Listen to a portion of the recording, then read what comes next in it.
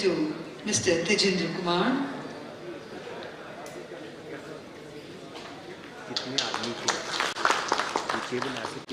We present to Mr. Asit Shekhar.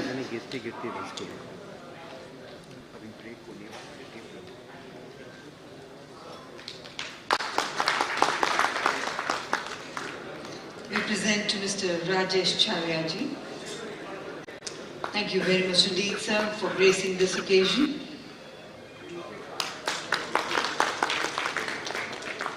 And we present to Mr. Sachin Deshpande.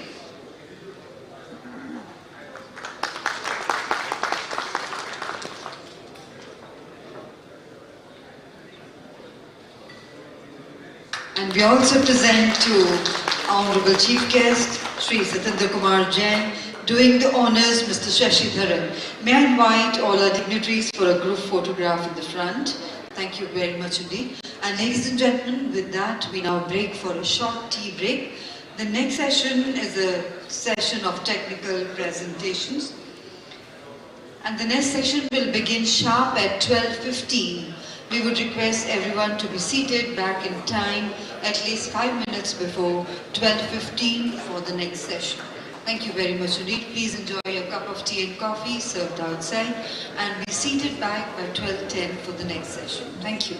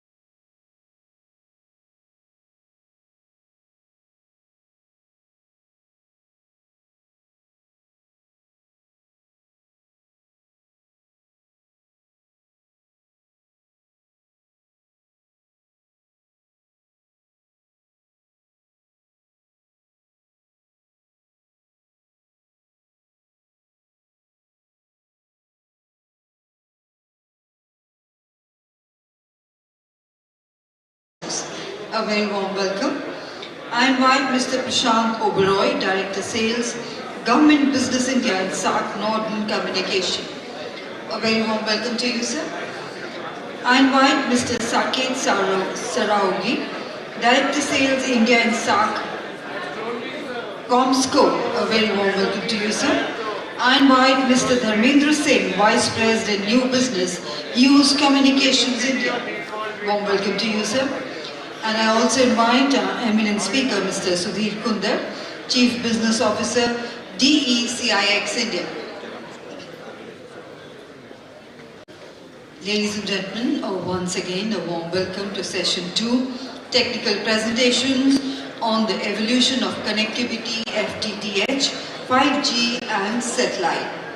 Ladies and gentlemen, the time duration for the session is approximately 1 hour 30 minutes, which includes the opening and closing remarks by our distinguished chair, presentations by all our eminent speakers for 12 to 15 minutes each, and if time permits, we will have question and answers in the end. With those words, I would like to hand over to Shri Vivek Duaji, our eminent session chair. Over to you, sir, for your opening remarks and to carry forward the proceedings of the session.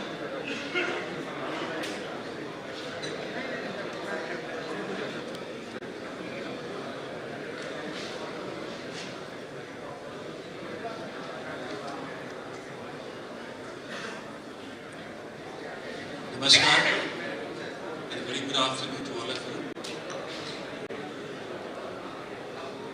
I'm really delighted to be part of this discussion today.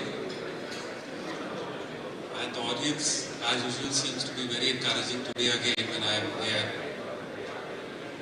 And I request all of you to be, please, more participative so as to encourage the speakers also, because they draw energy from you only. If I leave them alone over here, probably they'll not really be able to speak also what to talk of enjoying. So your participation is the thing for them. I'm sure all of you will do your best in being part of this encouraging discussion. The theme for today's discussion is the evolution of connectivity, FTTH, which is fiber to the home, 5G and satellite.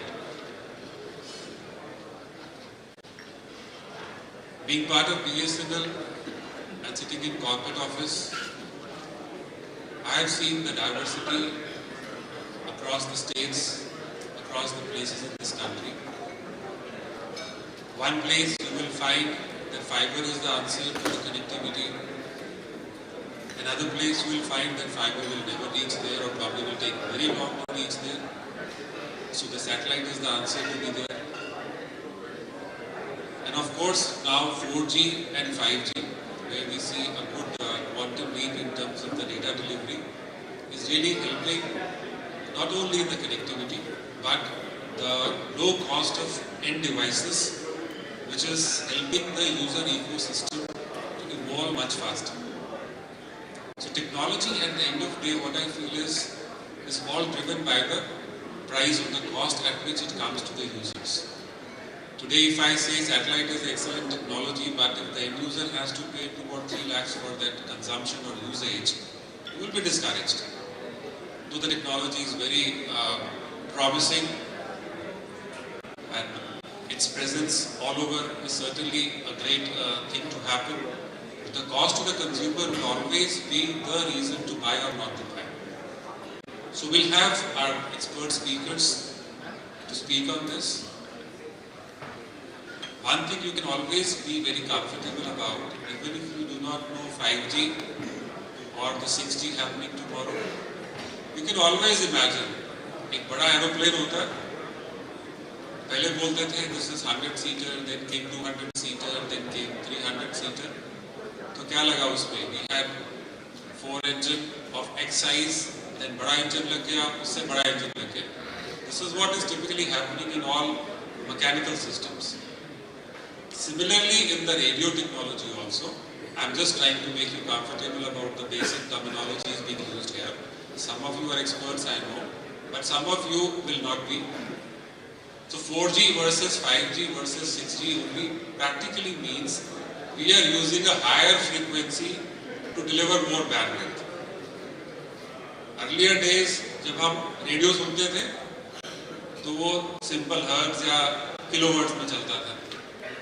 बाद में FM आ गया तो megahertz में चलने लगा. अभी telecom में भी वैसे ही है. We are talking of terabits or terahertz capacity or the bandwidth getting used. So we are slowly and progressively moving towards higher frequencies and higher bandwidths. That's why we call it 4G, 5G, more multiplexing also. Just to make it simple. So with this basic introduction, I would love to start the session. We have 5 speakers. Shri Beenu Nair, who is the leader for digital transformation at Cisco, is one speaker we have. So the sequence is in this order. There is an introduction sheet. Where is that?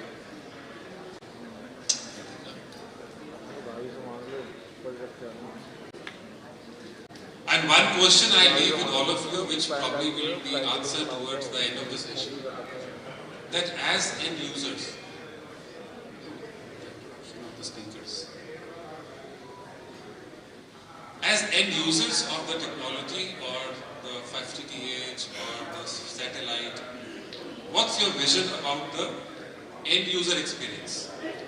आपको क्यों 5G चाहिए? आप तो 4G में भी खुश हैं अभी. आपका ईमेल, आपका व्हाट्सएप सभी तो चल रहा है. What is the reason you should have 5G? Just because one 5G phone has come in the market and you want to upgrade yourself because now you are bored with the old thing? Is that the answer for the 5G? Or you have more expectations as an end user? That's how you envision the future for yourself. कि मुझे higher bandwidth में करना क्या है? Gather your thoughts. We'll again put this question to you towards the end of session, and speakers definitely will be enlightening you with their thoughts, with their ideas. But enable yourself with that thought that what is the use of having more and more bandwidth? करना क्या है? And I give you one simple clue. Last year, if you have attended the IMC, कितने लोगों ने last year IMC attend किया? Only 3-4. And who were part of that inauguration speech by Honorable Prime Minister? 1, 2, 3, 4. And you saw that telepresence, a girl talking to the Prime Minister? You saw that?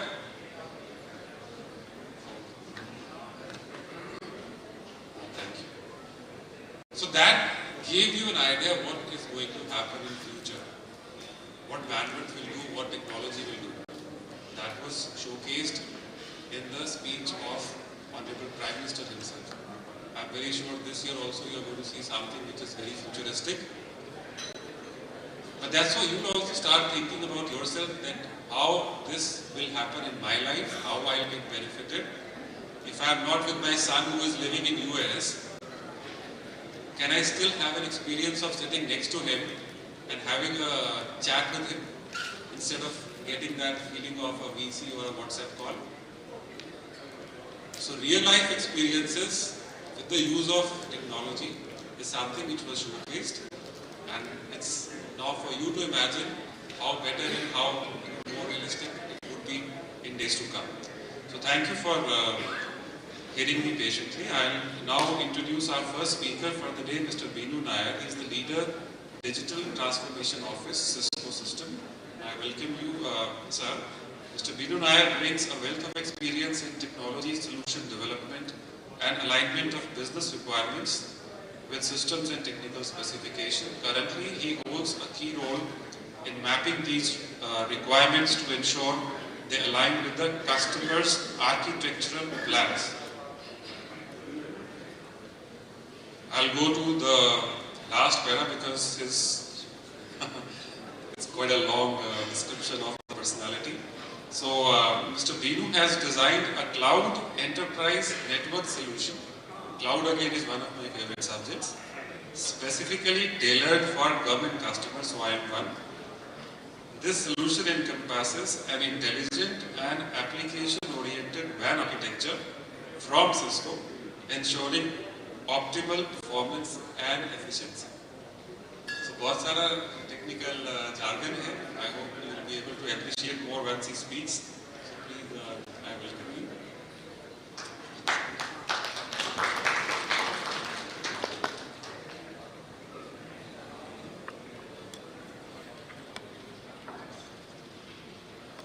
Thank you, Vivek sir, for the warm welcome, and thank you everybody for the time. As we are talking about connecting the unconnected, I just wanted to take you through how do we architect the modern broadband networks, what is the need to re-architect the modern broadband networks, and how do we look around those things. So, as sir currently asked, like, why do we need 4G, why do we need 5G, why do we need an optical network, FTTH, higher bandwidth FTTH, right? So global pandemic has exposed a myth about connectivity and the use of different forms of connectivity, and the word hybridization has evolved post the pandemic. Now, from hybrid work to hybrid education, right? There has been a lot of hybridization happening all across different verticals. It was a forced hybridization. A lot of it is going to continue to exist for a pretty long time going forward, right? But these hybridizations put a lot of pressure on different kinds of architectures onto broadband network. There was a lot of inputs or impact on the speeds and feeds required on the broadband networks. The availability of the broadband networks, right? It has to be always on because you're working from home, it has to be always on. Rural health, so we were looking at rural healthcare, telehealth, right? A telehealth and a rural health scenario when the doctor is based at a medical college in the state and the patient is in a farmer, in a village, in a primary health center. And there is a skin test being done. A dermoscope is being used to look at the lesions in the skin. The kind of bandwidth that dermoscope, a small scope, takes is close to 12 to 18 Mbps to transmit and receive. Right? If a cardiologist wants to hear the waveforms, heartbeats, the S1 and S2 waveforms, that doesn't consume a lot of bandwidth, but that requires accuracy and latency to be at par. So these are the few areas we are seeing drastic bandwidth demand going forward. Right? Over the top is another big area would be all our OTT. OTT has evolved over the period of last 4 or 5 years from standard definition to high definition to ultra high definition, 8K, immersive experience. Right? These are the things which are the norm of the day as of now, and it puts immense pressure on the broadband networks. It demands that there is a complete overhaul of the broadband networks. Architecture change has to be in the broadband networks. Another one big area is metaverse. Using augmented reality and virtual reality, we've all heard about metaverse, how it's impacting the retail, social upsides, retail, fashion industry. The amount of investments in different applications that's happening in the metaverse is driving the bandwidth to a different extent altogether. Right? You would all know the most used application is gaming. PUBG was one of the most used applications, but after PUBG, the gaming industry has evolved tremendously. The immersive gaming experience which the gamers need today needs huge amount of bandwidth. It's not on the speed. It needs a low latency, low jitter, high SLA based bandwidth. Right? And over the past 4 or 5 years, with the inception of software,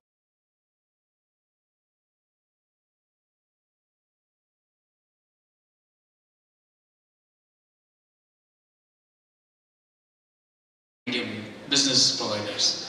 And we all know what is way 4G, 5G is going to put impact on these wired networks and wired networks. Right? So, with that, I would like to briefly take you through a story. The story is from our own country. The story of game of chess.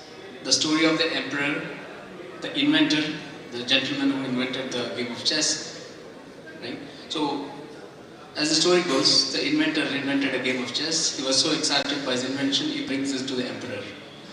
And the emperor looks at the elegance of the game, and he really likes the game, and he rewards the inventor. He asks him, "What do you need?" The inventor says, "I just need a pile of grains, a small pile of grains." The emperor is very happy. Oh, this inventor is a very humble person, right? The inventor goes on. The first block, I will just put a grain of rice, and the next block, please double it. So 1 becomes 2, 4, 8, 16, 32. That's how it goes. Tingly feeling that something is going but he said, "Okay, fine. I'm not worried about this pile of rice." As they reach the first half of the board on the 32nd block, you are looking at one large field of rice. That is the amount of rice which has got accumulated at the 32nd block. The emperor still says, "Okay, it's nothing for me. A field of rice is nothing for me." And it goes on. As they enter into the second half of the chessboard, everything goes for a toss. The kind of grains that gets accumulated by the end of the 64th, on the 64th chessboard, the pile of grain of rice is equivalent to Mount Everest, right? That has not been cultivated itself. Of course, the story goes in its way. Our friendly inventor does get his stock of things from the emperor. But the driving factor is we are on the second half of the chessboard in terms of broadband industry. Different industry analysts, and there are a lot of analysts who are looking at the way the bandwidth is going to grow. And by 2032, we are looking at 20x times of the traffic that's there from today. So 20x. And the pretty applications driving are none other than the metaverse, the gaming world, the hybrid work. Right? So hybrid came, and you will not believe from the study what we did. 75% of the world organizations are going to continue in hybridization mode. Right? So there is a tremendous impact on the speed that is required at the broadband level. And not even the speed. The applications are behaving and they are asking for a different kind of architecture altogether. Applications are moving towards the edge. The CDNs coming to the edge to give better experience. So the architecture is also changing for broadband networks. It cannot be the same old architecture, right? You have to re-architect to ensure that application performance is met. Another important area is the kind of OPEX that gets it. So globally, all the countries are going towards rural broadband. Our country is not behind. I think it's much ahead of everybody. In BharatNet initiative, we are not even connecting the unconnected. We are also improvising the already connected, which is a big step, a very important step. So we're improvising the connected, and then we are going to connect all the villages across the country. It's a huge aim. The kind of impact that is going to have on the overall OPEX by driving so many applications on IoT edge, digital agriculture, smart cities, smart water, all these applications, the enormous amount of impact on the OPEX of these networks to sustain to the change environments is going to be huge. And the total cost of ownership is one of the key areas which has to be focused around. If you see, by reducing the power consumption, as previous speakers also spoke about reducing the power consumption of the broadband network or the infrastructure, takes a huge hit at the total cost of ownership of the networks.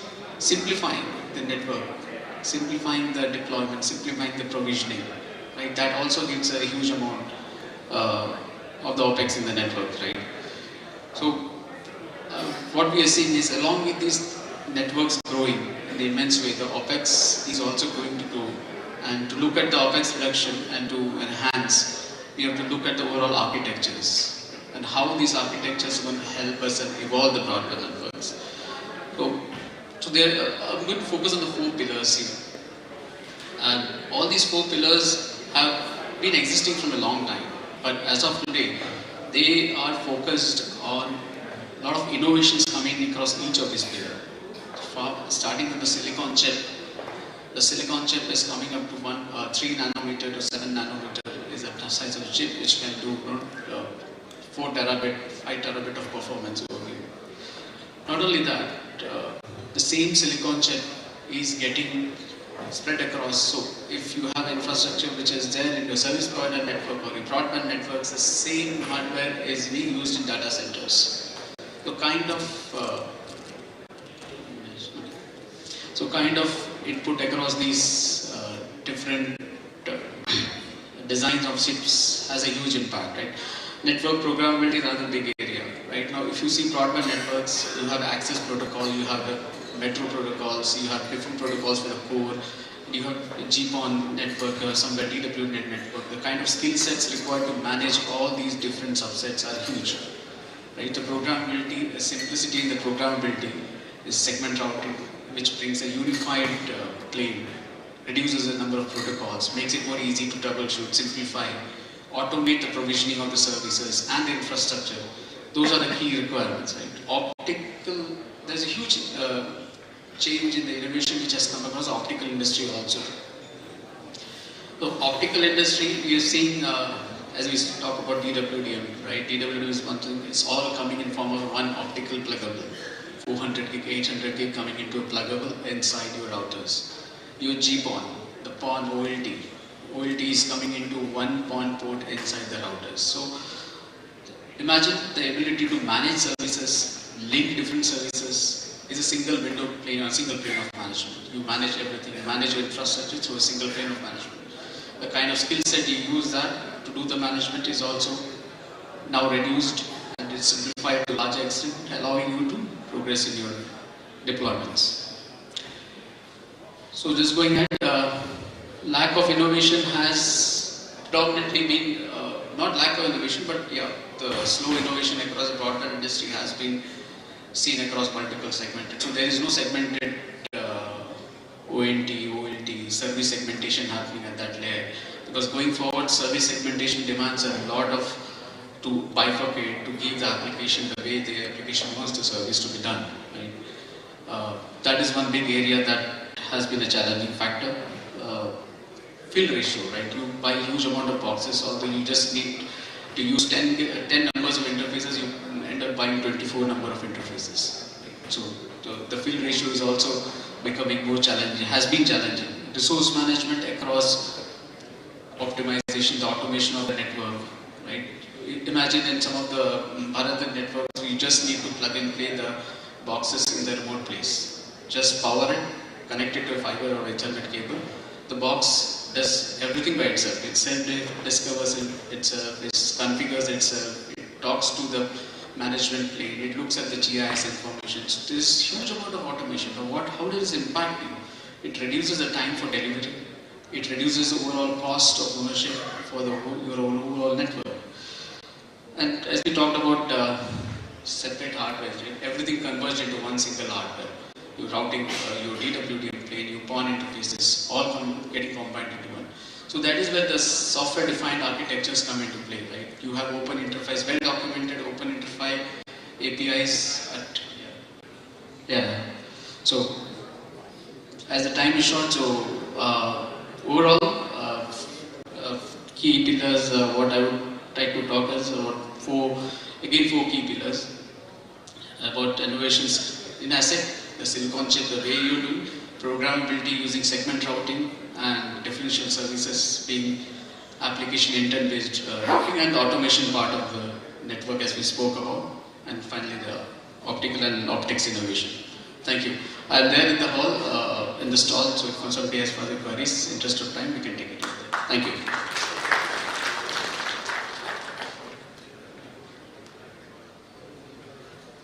Thank you, Mr. Nair. I invite the audience to please raise your questions if you have. So what are the 3 takeaways, let us say, that you had from what he spoke? Please raise your hands to share. आपको क्या चीज़ लगी जो encouraging थी, जो आपकी organization या आपके अपने ecosystem में usable रहेगी? Please.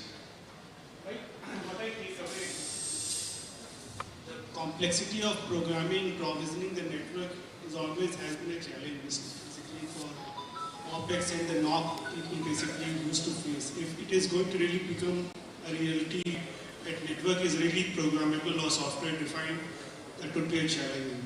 That would be very nice. आपके अपने घर में भी same complexity है. मतलब if I talk of telcos, it's a much larger scale of problem. But if I look back at my own home or residence, I see I have got fiber ONT or the modem as you understand. Then I have got an Android box or a Fire TV stick. Then for managing the automation in the home, there is a hub also installed. So you see over a period so many gadgets and devices which you have to manage independently through those set of remotes. And at the right time you don't figure out where is the remote of the device, you get into problem.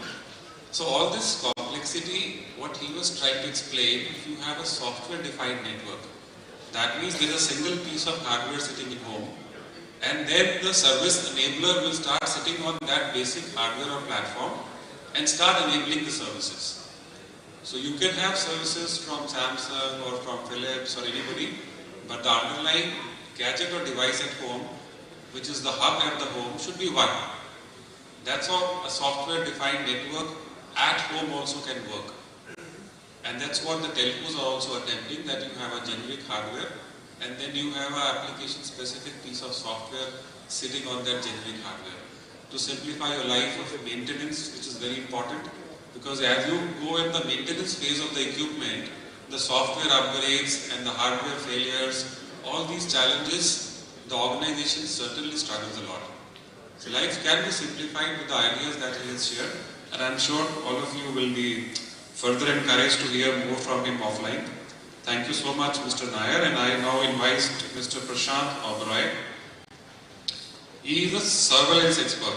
Mr. Prashant Oberoi is a seasoned professional with 25 plus years of experience in networking and surveillance field. With an illustrious portfolio encompassing a multitude of distinguished and diverse undertakings, coupled with extensive expertise, Mr. Prashant seamlessly blends an impressive track record with profound ability to educate and impart valuable insights with the realm of surveillance industry. I think your better half will be more keen to hear from him on the surveillance than you yourself. But let us hear from him what he has to share on this challenging industry of surveillance. Mr. Prashant.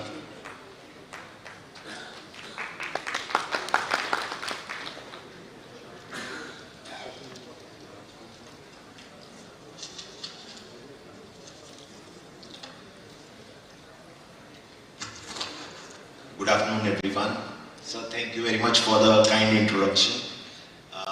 As sir introduced, surveillance has been my profile for last few years, but previously I have worked for networking, and fortunately still there is a background of networking, and today even the surveillance is moving, everything has moved on IP, so it's all network. Having said that, with today's the thing which we have, the theme of the session, connecting the unconnected, and goes without saying today everybody wants connectivity and wants a faster connectivity and wants the fastest connectivity. And it's like, as they say, there is saying data is the new oil, and everybody wants the data and wants the data very fast. And as my previous panelist from Cisco talked about the evaluation of broadband, and today the challenges and the things which he talked about, one which I picked up was on the health, where he was talking about the kind of low latency which is required and the faster bandwidths for different applications which are required. Coming from that background, from the networking perspective, we as a company do play a role on the passive side of the network, which becomes the backbone for all these applications to run. And that also has evolved from whatever we have seen right from probably when I started my career in networking. We were talking about Cat 3 and Cat 5s, and today we are talking about, and we were talking about OS 1 and OM2 cables, and today we are talking about the cables running up to going up to OM5 on the fiber, and we are talking about Cat8 on copper. That kind of the headroom which is required for these applications to run, or the kind of bandwidth requirement which is ever increasing day by day with evolving of different technologies on the active side, be it the OLT, ONUs, which we have been talking about, the GPON networks. We have been talking about satellite innovations which have come up, 5G on the wireless technology, and as I said, we are moving towards 6G. Wireless, yes, there are inherent advantages of the rollout which we have, and there are some challenges as well, where application wise we can decide what is the connectivity type we choose. Just a brief background about who we are. We, Northern Communication, is into a ELV space where obviously one specialization in surveillance, that's why a lot has been said about surveillance, but we have been totally into ELV cabling as well, and public addressing system. The story about us started way back in '98 from UK, entered into Middle East, then into the Asian market, moving into the India market, and today the whole back office for the global has moved to India and moving towards Make in India by next 2 quarters. So again on the technology, what is FTTH? I think most of the people sitting here knows FTTH, so I don't want to get into the FTTH, but I would like to only emphasize the FTTH versus PON or the 5G, the different advantages, disadvantages we have in terms of faster rollout. Obviously, any wireless technology can be rolled out faster because there are no challenges of getting the permissions of rolling out the net, much lesser permissions rather, sorry to say that, and the implementation of rollout is much faster, but it has come with its own challenges. That's why we need to make a balance, as we are seeing the hybrid one, which is being talked about by a new telco about having the 5G till the POP and entering with FTTH at the home. So it's like hybrid networks being talked about, but any network, passive part is one which becomes the backbone apart from the active. Obviously active does play a role because active needs to support all that bandwidth and latency which is required. What we are into, I would just run through. I would not take more than 2 to 3 minutes of all the whole range of passive side of the infrastructure, the data cables, indoor and outdoor cables, the accessories related to it, right from, though nobody talks about Cat5, but still for the legacy networks, going from Cat5 going up to Cat8 solutions on the copper. Whole range can be customized to the requirement based on the tensile strength or anything which is required for different applications, or whole accessories along with it. Again, different constructions, as I said, it can be even further customized as per anybody's requirement. Certain things which is like one of this is, I would put things with when we are talking about FTTH in, and that too when we are installing after doing all the interiors. Let's say we are changing a service provider or something, we are very much bothered about the cables should not be visible. So it's like a transparent drop cable, which we call it invisible cable, obviously, which goes along with the interiors, and you don't even have a problem of having to disturb your interiors at all. Certain, again, hybrid patch panels where again we are talking about FTTH, so a copper and a fiber hybrid panels which can have high density connectivity in one single equipment rather than having to sort out between multiple equipment, saving the rack space and the still managing both the networks in a single unit. Few things have been displayed at the back. On, if you have the time, you can have a look. and obviously again when we are talking about FTTH, the passive network, it doesn't go without the splitters and all. So we are on the passive side of the things, but having said that, all these have also evolved over the years with the requirements of having a better headroom on the cable so that the latencies for the kind of applications which we are talking, be it in the government space or the telecom space, the telemedicine space. Telemedicine was one example which was being given, which requires a lot of bandwidth, and gaming is another one where we require a low latency, which means until unless we have it is not only the active device which can take care of the whole needs, because until unless the passive infrastructure has that kind of a headroom and the bandwidth available for the data to move freely and have that kind of low latency, the active network would not be able to perform. So it is passive network is as important as active network to be the part of the system. But generally, since at least last 23 years, I've seen when we start a discussion first with the customer, the least importance is given to the passive infrastructure, which actually is the heart of the system. And active equipments, we are changing about 3 to 5 years time, which is the life of the equipment because of the technology. Not that the equipment goes bad, but the technology becomes obsolete. But whereas the passive infrastructure, when we are installing, we are talking about 15 years, 20 years, 25 years, because you can't do the whole building again. So the kind of importance, that's why I'm putting so much emphasis on that particular side of the network, which is generally I have seen is comparatively neglected compared to the active components.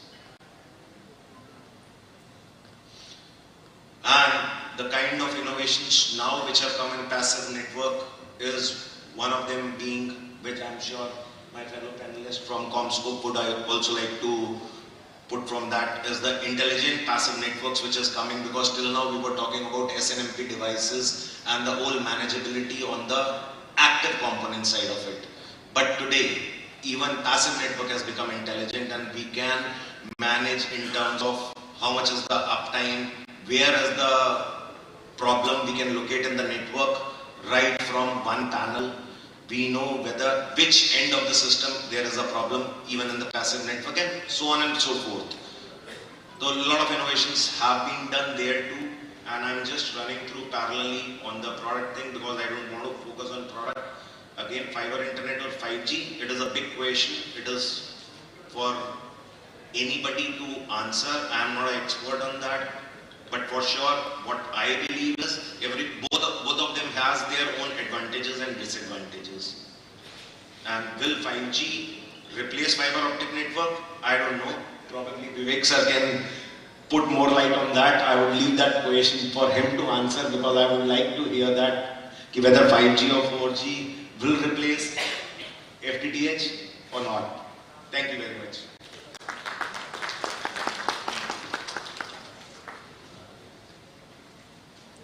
Thank you so much. So these technologies definitely will coexist. That's my reading on the question that he asked.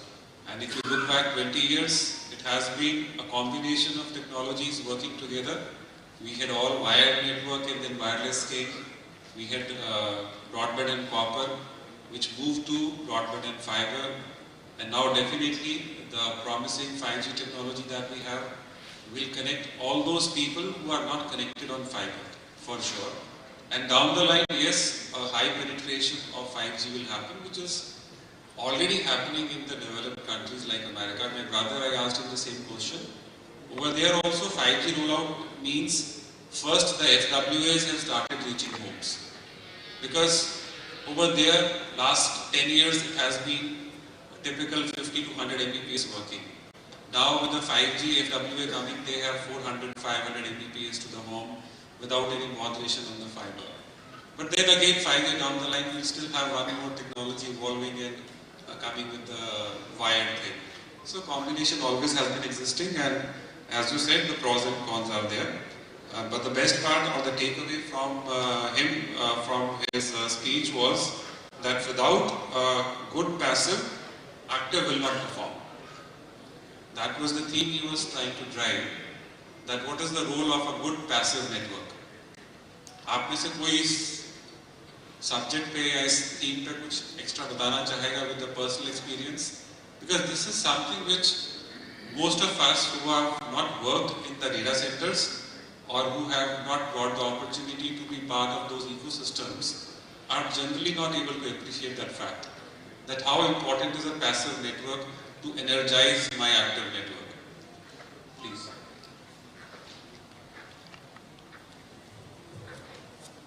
Sir, I just correlated this thing to the vehicle and the highway. If the highway is not good, then there is no point that we can move at that much speed with any of the branded cars. So if the passive part is not so strong, then the active part will definitely not perform at its optimum level. So it is very much important that we should focus on the passive part as well. As the passive part will become the robust, then the active part will perform at its best. Very nice. So if the arteries or the veins in the body do not function well, you know what will happen to the lungs, to the heart, to the other organs which are doing so well in the body. The interconnecting thing is always these nerves, the nervous system, or your arteries and the veins which carry the blood. They have to perform really well to make all those. Yes, please. Yeah, hi, good afternoon everyone. My name is Gopa Kumar. I am from Ranax Technologies. We are into FETX infra. I'm so thankful for this statement that the eminent speaker made just now. I think passive infra is the least focused area by both the segments, which is the ISPs as well as the developers. Today, a developer gives it to an electrician to put fiber, and ISP goes to a building only for an intended customer. They will never put a fiber for the whole building. It doesn't work for them because max they can get is around 35 to 40% market share. So what happens is the balance 60%. That leads to a very poor FTTX infra in the building. We have been making this representation to Government of India, multiple times that we need massive focus here. Like the gentleman said, this infra is laid for 20 to 25 years, and it has to be futuristic. It has to be robust enough to accommodate all services that will run on it. So it's a super relevant topic, and a lot of focus is needed by both the real estate segment as well as the ISPs. Thank you, sir. Thank you so much for adding value to the whole discussion. Now I invite Mr. Saket Saraugi. He is currently Director Sales in India and SAARC region in ComScope. Overall, he has 15-year plus experience and so many other things. He's a passionate tennis player and he travels a lot. Tennis before you. Very interesting for me to share. My son is a tennis player and he has been watching closely all these Grand Slams and all other matches on YouTube and other places where you see, right? And over a period, I'm just trying to share the power of human mind. Over a period, what a proficiency he has achieved is that when the player is going to the ball in the air, he tells me where the ball is actually gets served. The ball hasn't been hit by the racket yet, but just by the level of toss, the height it has gained, and the angle that the player has taken to hit the racket, he will tell where it will go. It will be an ace or it will be something else, right? So what I have been trying to do now is just put the commentary on mute and watch the match 3 seconds in advance. Because what is going to happen, he will tell me 3 seconds or 2 seconds in advance. And I was telling him, because he is into computer science also, I said, why don't you write a software which while looking at the video or the motion starts giving an advance commentary, no? He said, if I write that, it will be a great thing for the bookies. I don't want to do that. so that's what the tennis thing always evokes that emotion in my mind. I was trying to share the power of human mind. Please. Thank you, sir. Just to continue on that, the first lesson that my coach said to me while studying tennis, I would say, is that tennis is not a game for size and shape. It's a mind game. It's a game. It's a game where you read the opponent's mind as to where he will land the ball next, and you should land the ball where he doesn't expect the ball to go. That's what was my first lesson. Thank you. Good afternoon, everybody. Thank you, Shri Vivek Dubaji and the entire organizing team for giving Comscope the opportunity to come and present in front of this large crowd. Today, we would like to talk about how Comscope is geared enough for supporting large broadband rollouts in India. Comscope, as we all know, is a team of 30,000 innovators. We have about 15,000 patents and close to $600 million of R&D spent annually. We are proud to be on boards of prestigious organizations that define today's most advanced network standards and dare to frame the standards for technologies yet to come. Our global approach to technology is also reflected in our robust and resilient global manufacturing and distribution presence across 6 continents. We have built a responsive and resilient supply chain that shortens lead time and optimizes availability, all while maintaining our consistent standards in material and construction quality. All of this didn't happen overnight. Like most of our networks, Comscope has been evolving for a long time, and we've been part of every major telecommunication revolution, right from two-way radio to cable TV to commercial internet to mobile, and now recently internet of everything. We've grown, we've acquired, we've partnered, and that's how we've been successful in this market. Comscope innovations have been part of most important network evolution. At that time, we have added expertise as networks have faced increased demands. Whatever your network's nature or function, Comscope technology can help it do more today and prepare it for challenges of future. We have solutions for each of your network requirements, namely wireline, Wi-Fi, campus, wireless, and even data centers.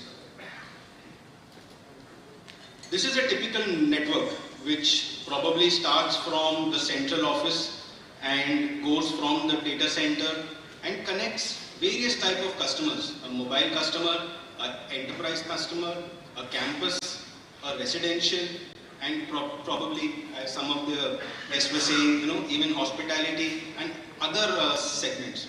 We at Comscope have products and solutions for each one of these network architectures. Do connect with any one of us in the hall. You can visit our booth. We will probably engage in a meaningful conversation. Coming to Comscope India, we have completed 25 years this year. Later at the end, I will play a small video to showcase the highlights of our growth over the last 25 years. Today, we are a team of 6,500 innovators in India. Presence in 3 cities, namely Goa, Hyderabad and Bangalore. Goa being our mother plant that houses our manufacturing, R&D and lot of our shared services. Hyderabad is our IT center. Believe me when I say global IT for Comscope is done from Hyderabad. And Bangalore is mainly our software development centers for all our products.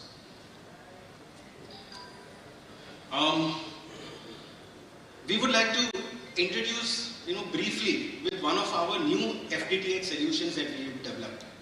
What you see on the screen is a typical 64 home network architecture, having one S1 connected to maybe 4 S2s, what we normally call it as FATs. So what we see is, there is splicing in every location. Namely, total there are 17 splices in 5 locations in this network architecture. Some of the challenges that we see in this network, architecture is requirement of high skill labor, high number of field splices, and the deployment is slightly slower. In Comscope, we have developed a new solution which we call it plug and play fiber indexing solution, wherein we have tried to eliminate all the splices from the S2 part of the network. That is, all the splices would be eliminated from. What we see now is a network wherein the splice reduces from 17 for a 64 home network to about 1 or 2. This percentage reduction is even higher for complex architectures. Installation becomes simple and quick. Main USP is lesser skilled labor required. Factory terminated connections, which in turn means reliability is higher, and many more. Fiber is the backbone to support not only today's demand but provide flexibility to meet future network demands and new use cases. The need for configurable, scalable and simple connectivity solution increases. Here are 3 use cases that we picked up wherein CommScope solutions have benefited the customer. First is a national carrier based out of Europe. They were providing converged, which is wireline and wholesale networks to their customers. They used our central office solution, which we call it as of their future demands. Another one is a national telco in Caribbean islands. The customer was facing challenges with skilled labor and implemented our hardened solution. This solution helped increase the speed of deployment, reduce the labor requirements and overall splicing in the network.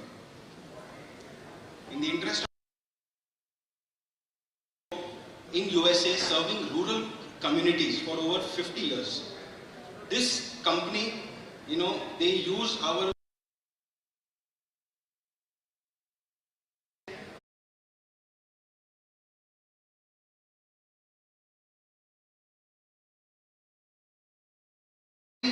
Instead of talking about why CommScope, I would like to play a short video that the team in India prepared to celebrate or mark our 25th year of existence in India.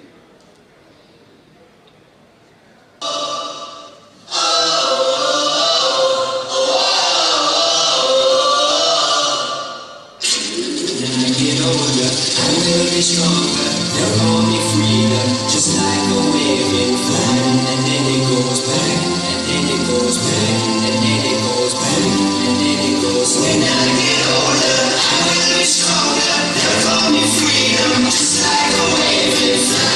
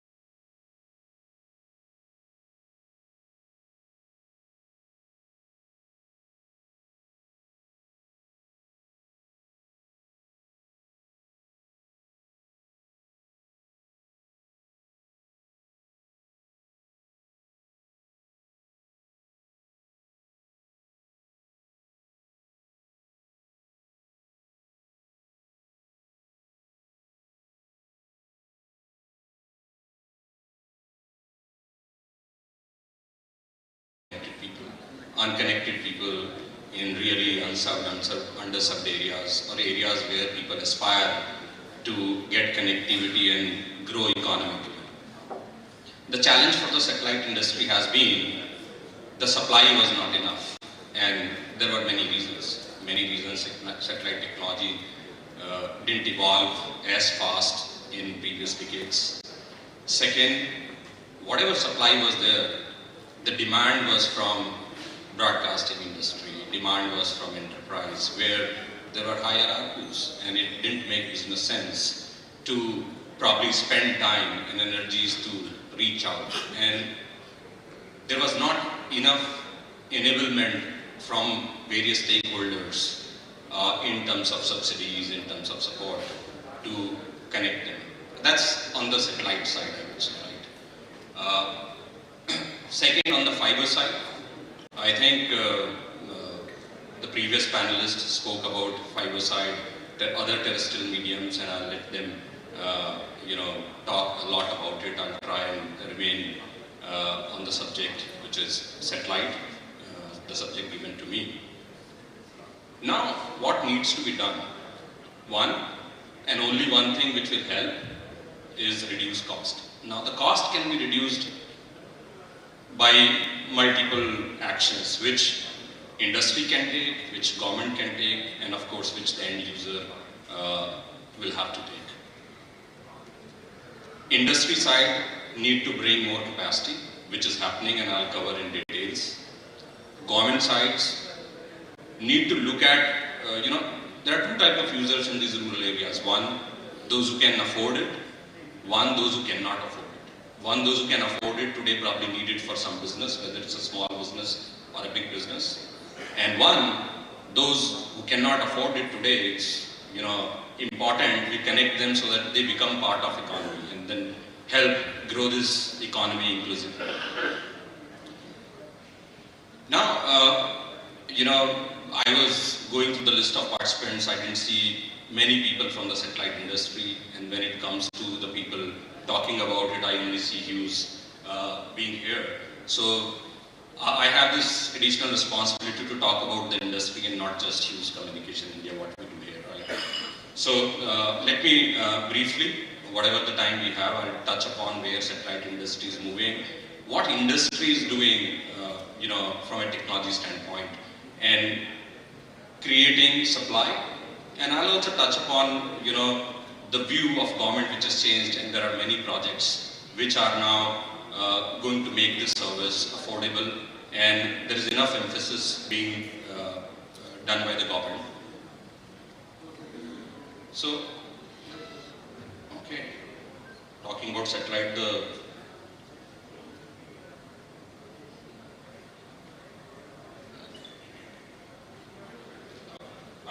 sorry, technology has to fail. So when we talk about satellite, it's not alone satellite which is space segment, which can deliver the entire product. There are three key pillars when it comes to the satellite part of it. One is satellite itself, which goes to the space and provide the coverage and capacity. The another important part is also ground systems. And my fellow colleague talked about building the backbone. So both are very important. And all of us are hearing a lot in the media that what advancement is happening on the satellite part of it, thanks to the billionaires having enough dollars to put, marketing captions, which we don't forget. And I'll touch upon that what is happening on the satellite side. So the capacity which was earlier available in Mbps through a preset operator, today that is available in Gbps and in some areas probably in terabits. So enough advancement has happened on the gateway side also, and the terminal side. The terminal which goes to the user side of it. So what is happening on the space segment side? So traditionally we all know geosynchronous satellites. In the past, if my memory is correct, a satellite used to spend hundreds of millions of dollars, and a satellite used to give us about 3 to 5 Gbps of capacity. Today, if you spend the same money, the same satellite by using frequency reuse and using various other technologies is able to deliver terabits of capacity. That clearly means the cost has to come down. The maths works that way. That's on the traditional geosynchronous satellite, and the benefit of the geosynchronous satellite is it covers wider area. Probably one single satellite can cover entire length and breadth of the nation we have. Then on the geo side, there are a lot of advancement happening. Now more hosted people are partnering, people are consolidating and co-launching the satellites where, depending on which area they need more capacity, they put specific payloads to cover that particular area. And also, more and more high throughput satellites, or say very high throughput satellites, are coming in, which I just touched upon, using the same frequency range and having various technologies. We are able to multiply the capacity availability over the same geographic region using the same spend of X $1 million, which was the previous reference. Right? And now, many satellites which are coming in are software defined. Software defined, I'll say, what is the use case? Use case is, you launch a satellite with uniform capacity across India, and suddenly you see the telcos and MNOs have put an emphasis in a particular geographical area and there is fiber available there. So now, using the software defined satellites, you can actually move that capacity to the areas where the need is today. So there are many other options we can discuss more in details. And of course, all of us are hearing about non-geosynchronous satellites. A lot of advancement happening. Initially O3B came up with the first LEO satellite constellation. Then we have OneWeb which has come in, and we are all hearing about, who is there who has not heard about SpaceX or Elon Musk, right? Everybody has heard. So these LEO satellites are coming in and multiple constellations are coming in. I'll touch upon that. So if you look at what is the commitment and promise these satellite constellations are making. The first promise is that it will be fiber-like service, low latency. Now, depending on what is the distance from Earth, that latency can be anywhere between 40 milliseconds to 70 milliseconds, which is similar to very similar to a fiber network. 100% coverage, and that is by default. That is not by design, because they need to cover. These satellites don't move along with the Earth the way geosynchronous satellite move. So they need to put up thousands and thousands of satellites to make sure the region which is of their interest is covered. So fortunately for India, we have got a lot of capacity by default, not by design. Looking at the past regulatory framework, policies, not many of these were eyeing India's market. But fortunately for us, now over India, all this capacity is available. Homogeneous service everywhere. Typically, it is not very difficult. It is not easy to engineer LEO constellation where different beam size are there, different capacities there. Because that particular beam may be looking at a different country at a different time, right? So generally, most of these beams are uniform. They have equal capacity.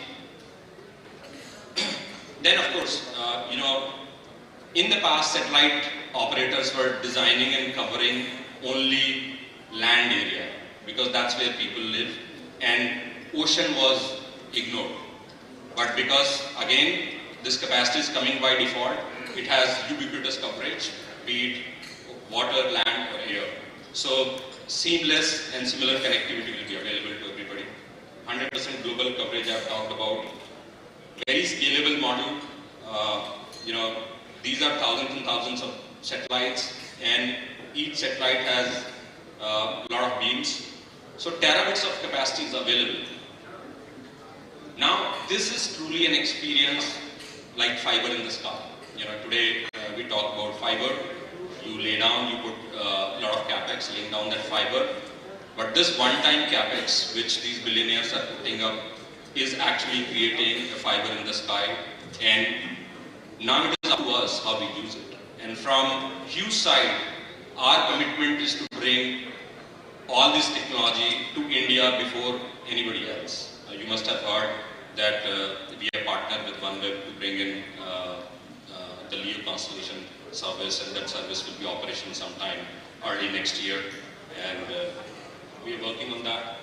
And if you look at, this is the best time.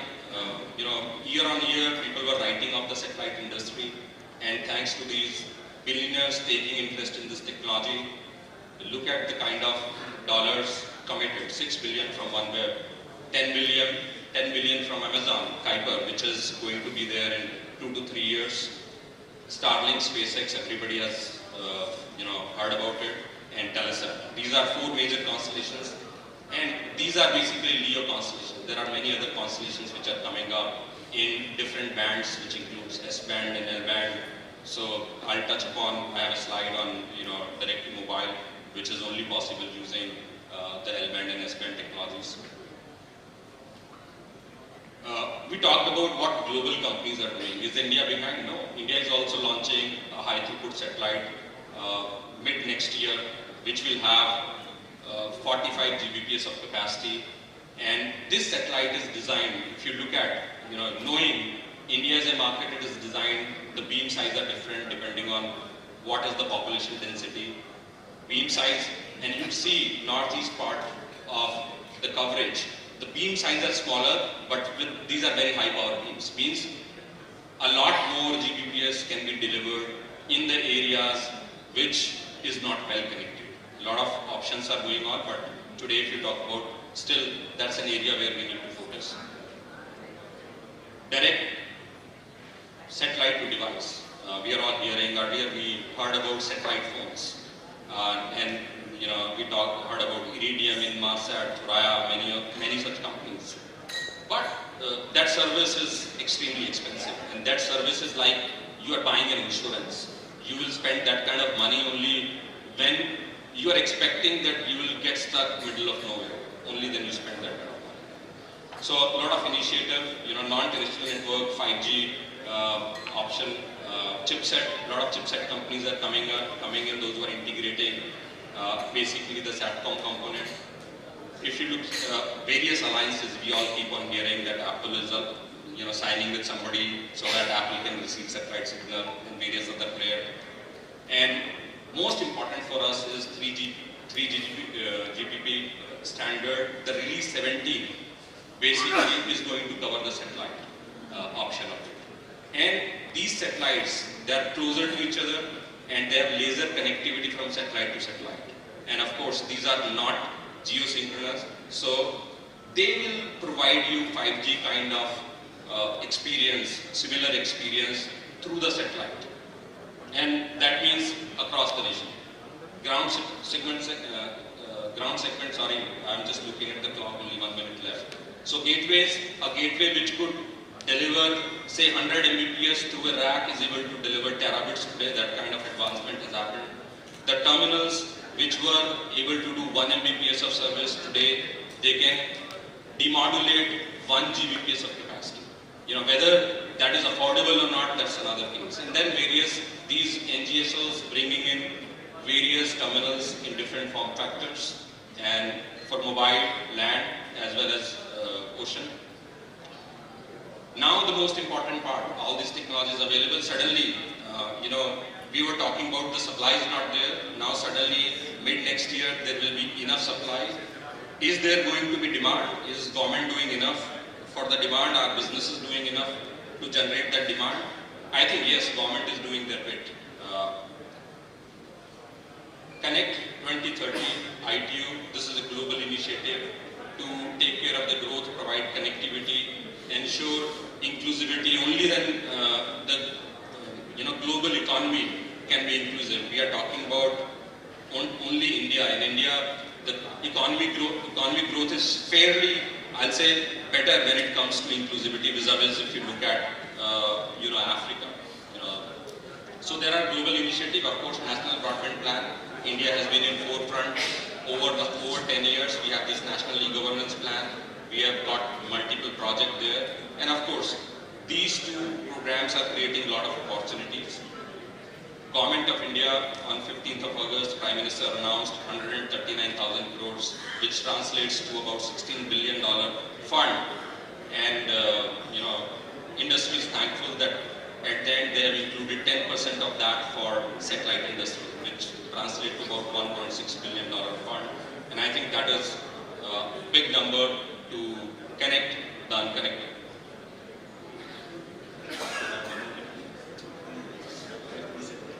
Fair enough. So last slide, which are the areas where satellite, can fit? Basically, the landscape is where QoS is not something there. People need some kind of connectivity. They're not saying it should be 100% available. Some kind of connectivity. Those areas are good. These are not the areas who can afford to pay, where these villagers in remotest of the areas can afford to play. So these will be supported by such programs which I just talked about, subsidy-based programs, and I think there are multiple programs available. Area density, where population density is not much, which doesn't closes the business case for terrestrial operator to lay down the fiber in these hills. That's where the satellite will, play a significant role. And at the end, the large communities, the overall number of people may be more, but they live in far-flung areas, maybe 7-8 square kilometer of area, 2,000 people live, right? That doesn't close the business case for fiber. That cannot be served with traditional satellite, but that can be served by the LEO like OneWeb service, where you can deliver a gigabit of speed probably to one particular area, and then last mile can be done using mesh, using Wi-Fi, or using captive LTE, right? And we are working on all these areas with the government. That's where I'll end. Thank you so much.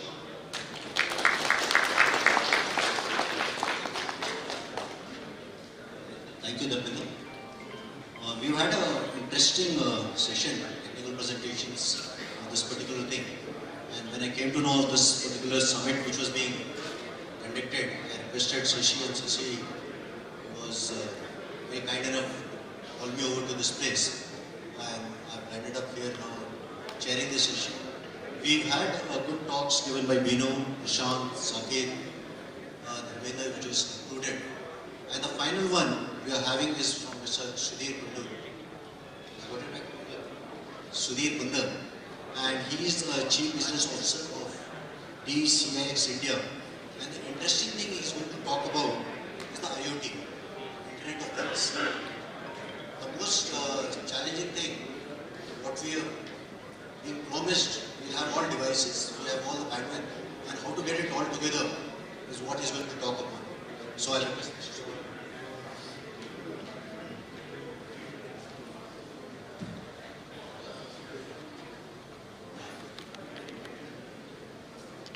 So, thank you very much, ladies and gentlemen.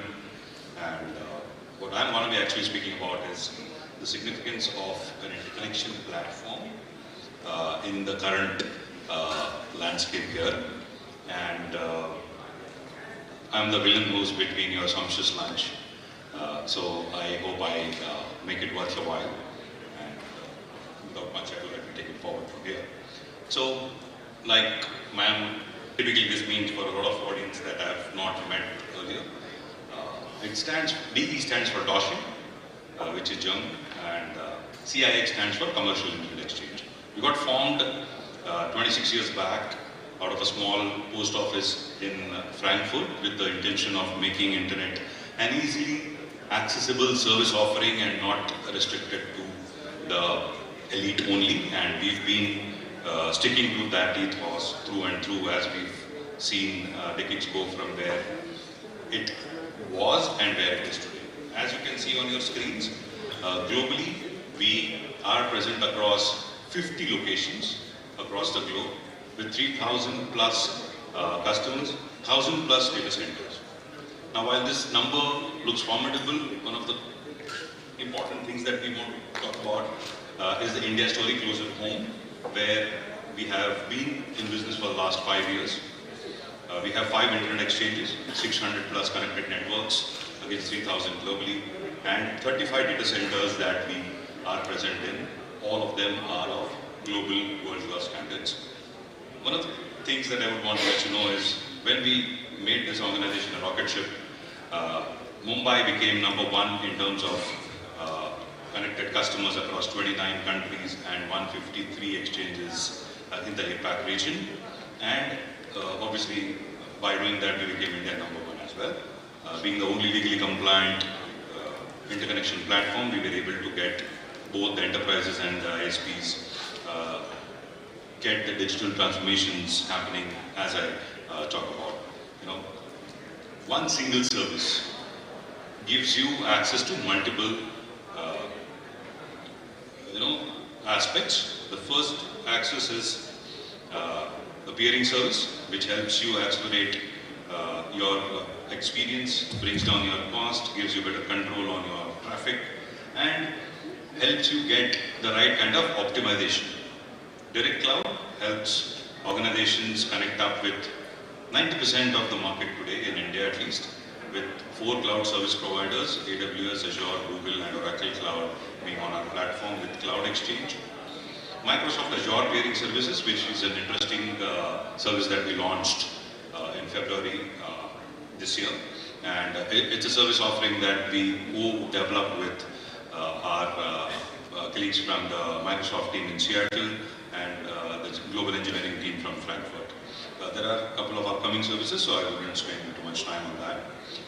Interconnection platform typically is today empowering the digitization and optimization of the entire networks. So while we've heard a lot of people saying how is last mile important, how is a satellite organization investing so much of money, and how is the data center typically becoming more and more critical, and humongous amounts of investments being made.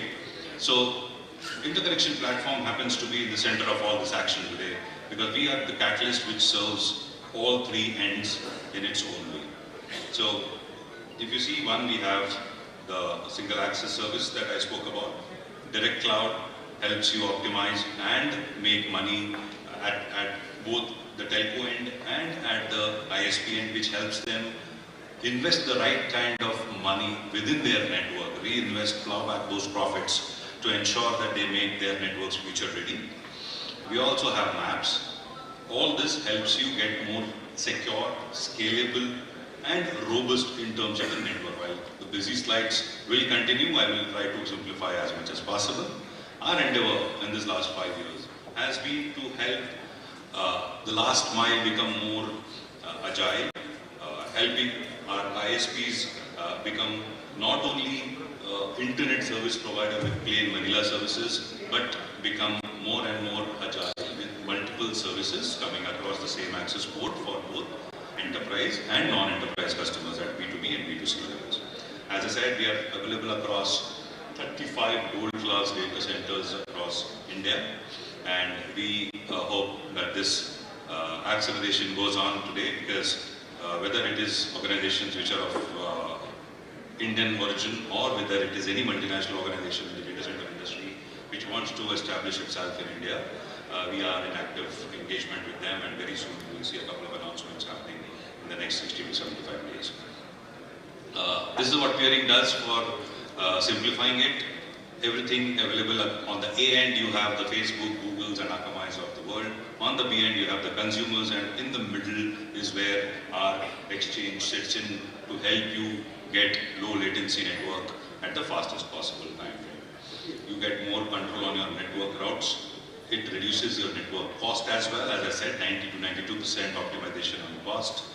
Direct connectivity with CDNs, gaming companies, OTTs, and content providers.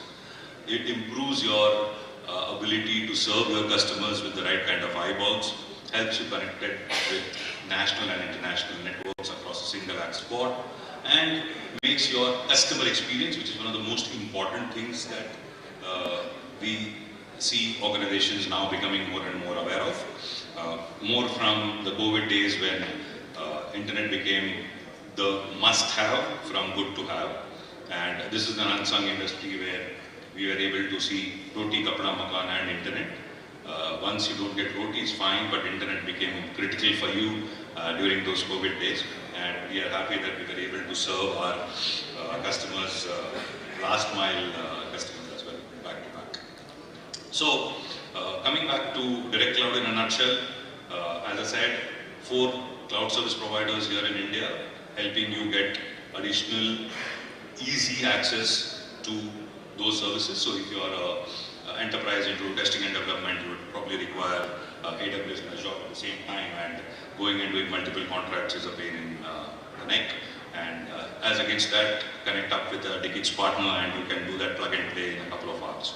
So I wouldn't want to go into product specifics due to the 7 minutes left. Maps, as I said, is something that works well for both you and me. Today, as we see, a lot of organizations are on the collaboration tools that Microsoft has to offer, and majority of your VCs today happen with the video off. This is typically because of the lag, the jitter, and the failures that you see typically during calls happening because of the voice not coming through. It typically is because it is on a congested network. Both our teams from Microsoft and Decades built this offering where it countervenes the entire necessity of open internet. It creates a virtual private network where you get 90% reduction in latency. It is DDoS free, and the SLAs are backed by Microsoft. So this is a tech spec. If anybody would want to be wanting to know more, I'm more than happy to engage with them post the lunch break. Just to give you a little bit of a heads up, on your left hand side you see the graph from Microsoft website which speaks about the service offering, and they are actively pushing this in the market to ensure that more and more organizations move from open internet to this service. On the right hand side you see an organization which is the 5th largest construction conglomerate across the globe, having achieved 53 millisecond to 5 millisecond kind of efficiencies, thereby bringing down their trouble tickets by 50%. Now, closer home in India, recently we saw an incident that happened with the Microsoft infrastructure on cloud, and you had closer to 15,000 customers facing downtimes. And these are times when people realize that had they been on the Maps setup, it would have been easy for them to get be up and running during those times. So this is the densification and diversification of the services that I was talking to you about. A little bit of the kind of organizations that people deal with today. In the last 18 months, we've seen some phenomenal growth on our platform, which is a testament to the kind of robust network that we've built, which is of global standards today. We're 2013% on gaming, OTT VOD coming in at 1,888%, 1,000% on social and online media, so on and so forth. Going back as where we take the next big leap is, as I said, helping and facilitating the entire life cycle of our ISP to move from traditional ISP to an internet ISP. I was in a data center event yesterday and people were talking about where is the space for everybody to survive, and they're already talking about consolidation, but I think there is so much of digitalization happening in India that whatever is coming at 5.33% reported CAGR growth, I think the CAGR growth will be far more better than what it is. Something to be proud about, the fact that India's digital public goods today happens to keep people in awe. I was in Europe 2 months back, and the kind of enthusiasm and excitement people show when you talk about all these things is unimaginable. As you see, we are number 1 in terms of YouTube viewers, WhatsApp, Facebook and Instagram users as well. We are number 2 in terms of LinkedIn users. Globally, we are number 2 in terms of internet usage, and a phenomenal growth of 2,438% in terms of the data consumption right from 2015 to now. I was able to resonate what was being said earlier by the esteemed panelists earlier. In the last 9 years, we've seen 478 million new bank accounts come in. So the digitalization that you and I want to think about or speak about is already happening, and it's about putting the entire stack one place and being proud about it as Indians. Coming to why latency happens to be one of the most important categories both in private and public domains is the fact that if you have a broadband provider today in Mumbai, who is also known to be a customer of mine, you have him charging 3.5 times more to run a gaming network, which is low latency, sensitivity, and he's more than happy to run it in 3 pockets. While on the enterprise side, you will have multiple applications and requirements which call for low latency networks available. So as you see, and it's been said many times, and this is the dictum that we live by and facilitate, latency is the new currency and slow is the new broken. The challenges, I would just want to say, CapEx happens to be one of the most important challenge while we see our friends in the ISP domain going forward and wanting to make their networks future ready. Traffic growth and scalability is something. Security is where we never allow anybody to onboard with us outside the data centers, so we have the most secure and robust network availability. Regulatory compliance, we are the only legal exchange for a very long time, as I said some time back. Why an interconnection platform for both telcos as well as for government organizations and ISPs is what I've mentioned some time back, and I'd be more than happy to catch up with you post-lunch. Last but not the least, this is what we bring to the table, low latency services vertical wise.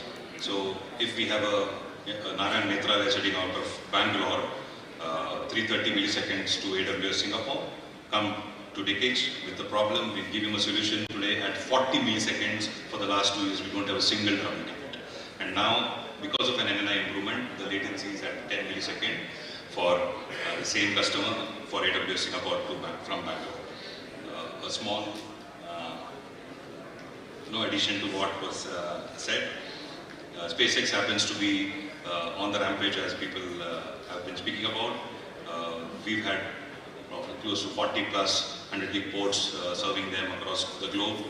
India, we've already helped them get into a discussion with a national data center player here in Mumbai, and soon we should be seeing some action happening from their side. And the ground-based resources will definitely be required, how much ever satellites you have on the sky, and I think we are in for exciting times ahead in India. This is a small list of customers amongst hundreds of them that we have, and all my customer base is put up on the internet for people to see. Thank you for your time, and any questions, happy to take it now or post the session. Appreciate your time and patience.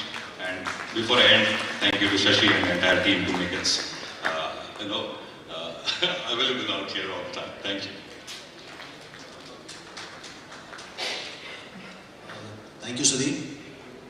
We had an interesting session, the technical session, and I must thank all the speakers. Starting with, who covered the overall thing about the huge network, beyond to the passive things, covered by Prashant, who covered it well. And that's an interesting question about why don't we have the standardization for the buildings, where we can have these passive devices being part of the architecture. Saket covered it well. And then we had a talk on the satellite.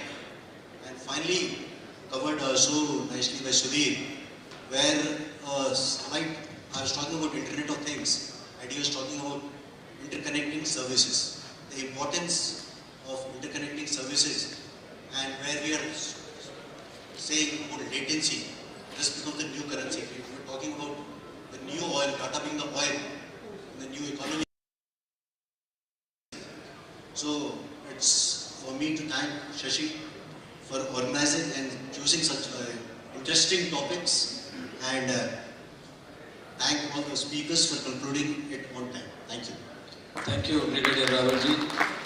He's a signal officer who just retired a month back, and Spectrum expert, talking to all the government of India what defense spectrum should be released or not. So all that credit goes to him, which you got that. Still, we didn't answer one of the delegates saying why there is no connectivity in the metro when we go underground. Still nobody has this thing. We all must make sure that when people travel, when it comes to the underground, there is no metro, there is no connection. So connect the unconnected in the basement, we need to look into it, how it is. Of course, satellite is another option, but I don't know how costly it is for the Metro to look into it. That our friend has to tell us how about that. So thank you, Brigadier Sir, for chairing this session. I would like to request you to please present a memento to all the speakers on behalf of Bharat Express. Thank you, sir.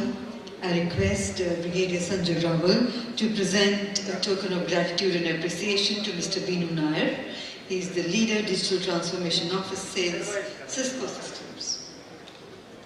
Thank you, sir, for the insightful presentation. We present to Mr. Prashant Oberoi, Director Sales, Government, Business India and SAC, Northern Communication. We present to Mr. Saket Saraogi. Thank you, sir. We present to Mr. Dharmendra Singh.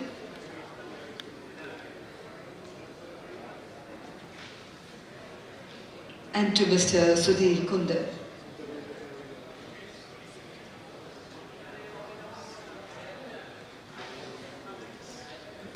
And I would request Mr. Shashi Dharan to do the honors of presenting a token of gratitude and appreciation to Brigadier Sanjay.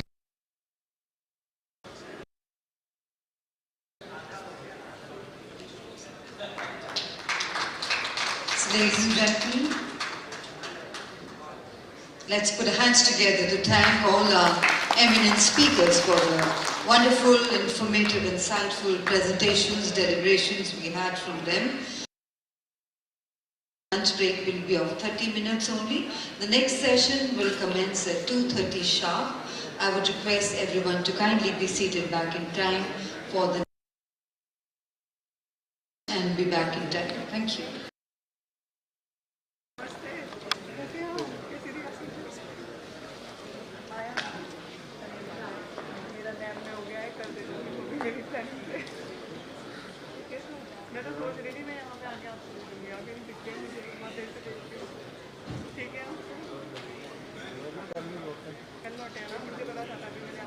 Across rivers and ancient cities, there is a country where we will connect with each other to be included and to come together even when far apart. We will connect to our land for our future, our people to opportunity, and ourselves to our traditions.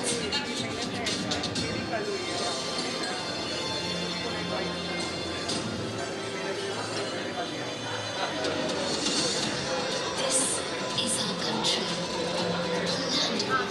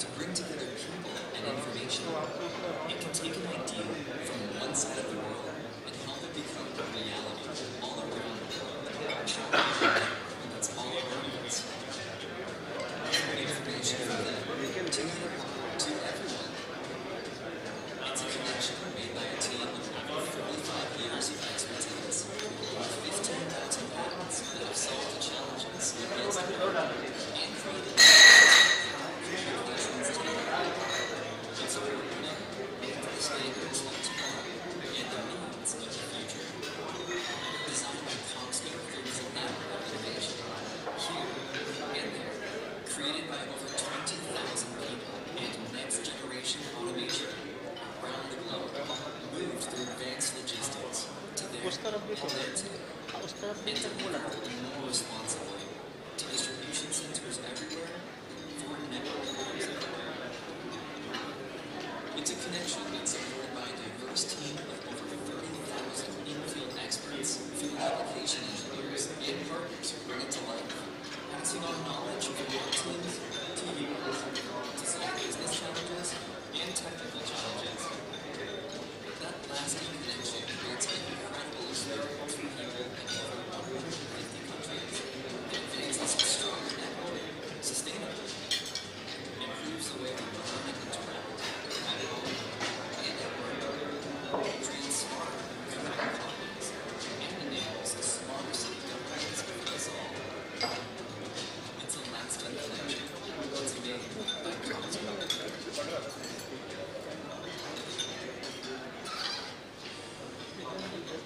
A half century connecting the world.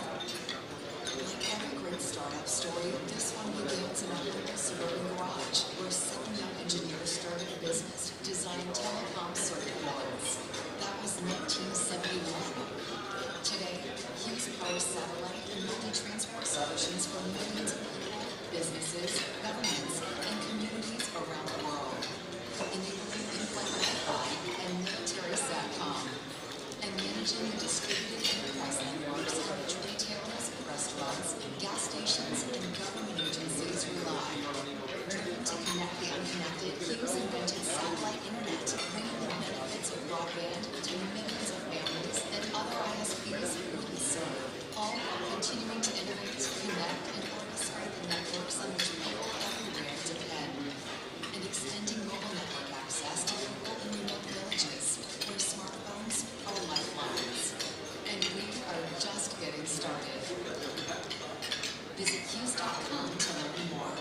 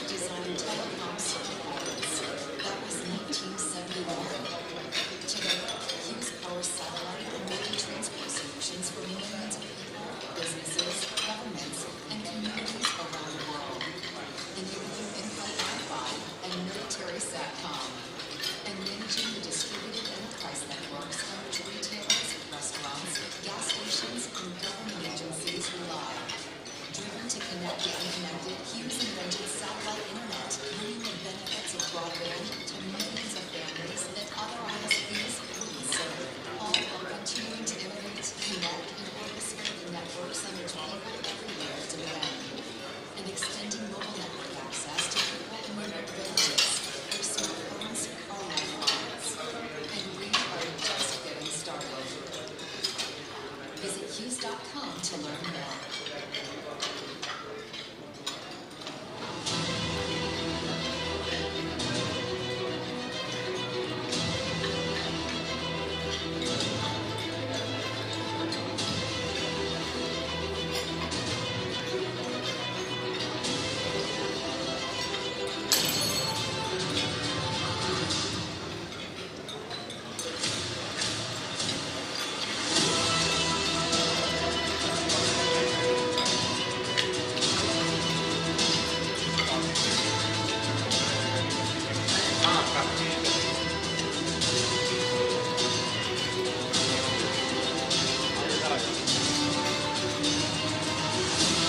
Last table, I think. Last table.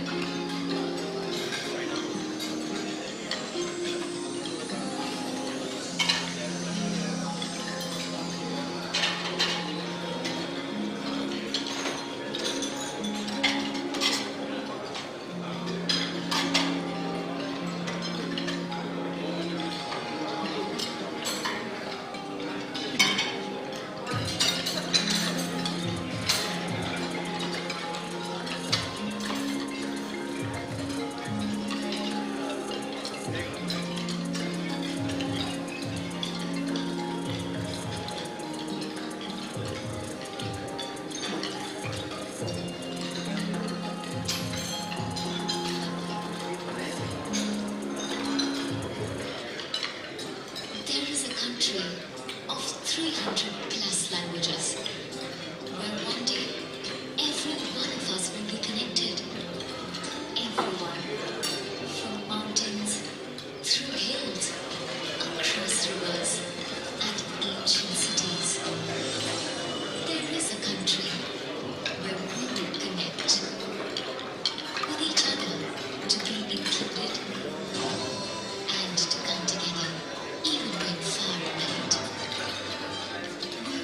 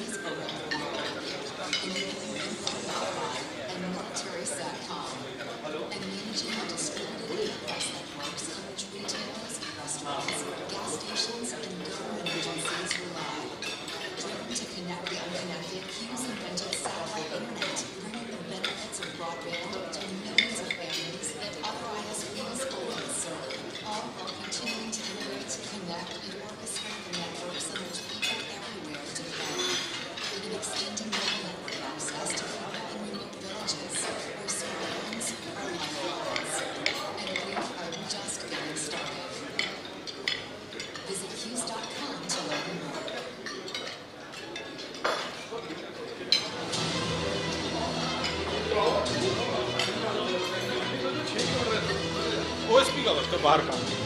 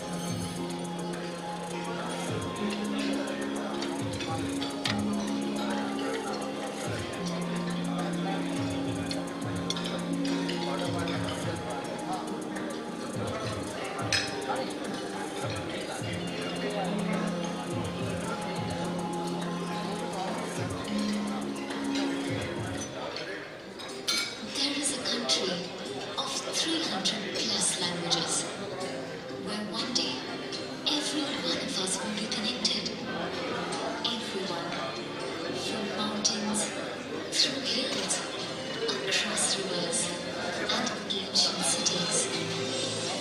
There is a country where we will connect with each other to be included and to come together even when far apart. We will connect to our land for our future, our people to opportunity, and ourselves to our traditions.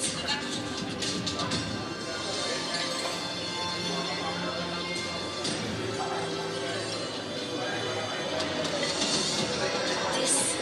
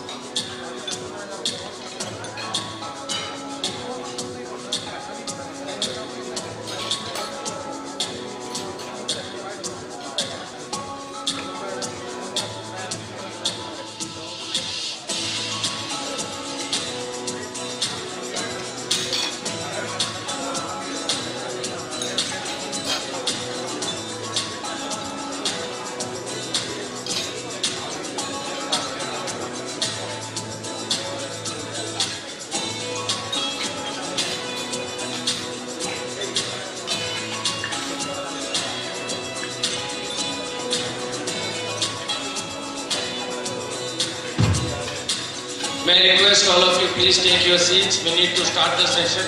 Can we switch off the music, please? Ladies and gentlemen, please come inside. We need to start the panel discussion. Very interesting panel discussion we are going to have.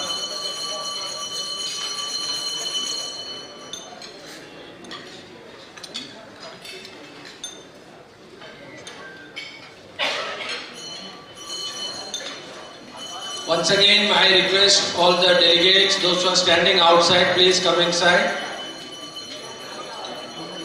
Madam, can you request all of them to come inside, please? बेटा जरा बोल दो सबको जरा अंदर आने के लिए.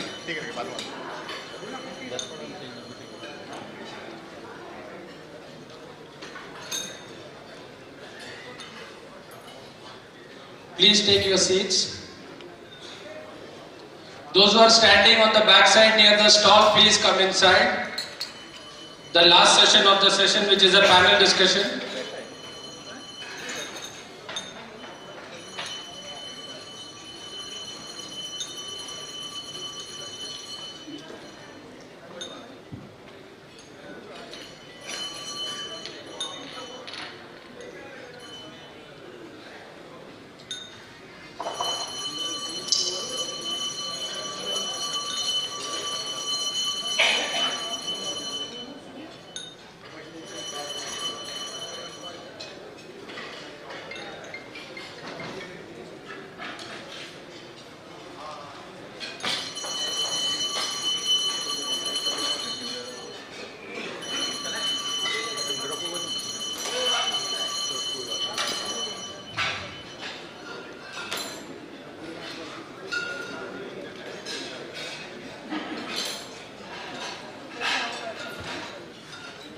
Connecting the unconnected, satellite broadband, frequency allocation. We have 3 topics and we have a very good panelist for this session.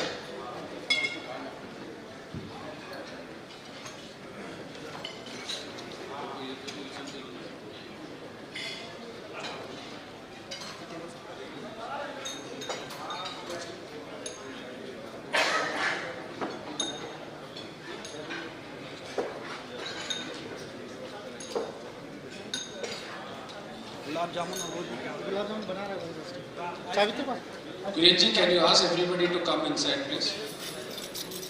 And close the door so that we can start the session. Connecting the unconnected, rural broadband and regulatory innovation. Satellite broadband, will the launch of LEOs help? Frequency allocation, auction versus administrative allocation. Ladies and gentlemen, this session is chaired by Shri Avinash Agrawal, DDG Convergence and Broadcasting from Telecommunication Engineering Center, DOT, Government of India. Sir, please come to the stage. Ladies and gentlemen, give him a big hand. He is the chairman of the session, who is going to chair this session. The leading speakers in session are Shri R. Shakya, DDG Projects Management Wing, Department of Telecom. Shri Nitin Bhatia, Regional Sales Leader, Public Sector Cisco System. M. Jairam, Senior Director, Enterprise Business, Hughes Communications India. Sanjay Kavala, Product Manager, APAC Comscom. Satyaprakash Singh, Chief Operating Officer, OneNet Internet Limited. And General A.K. Bhatt from Director General, Indian Space Association. May I request all the panelists to take your seats. Thank you. So, I request all of you to please come inside. We are Chairman, over to you.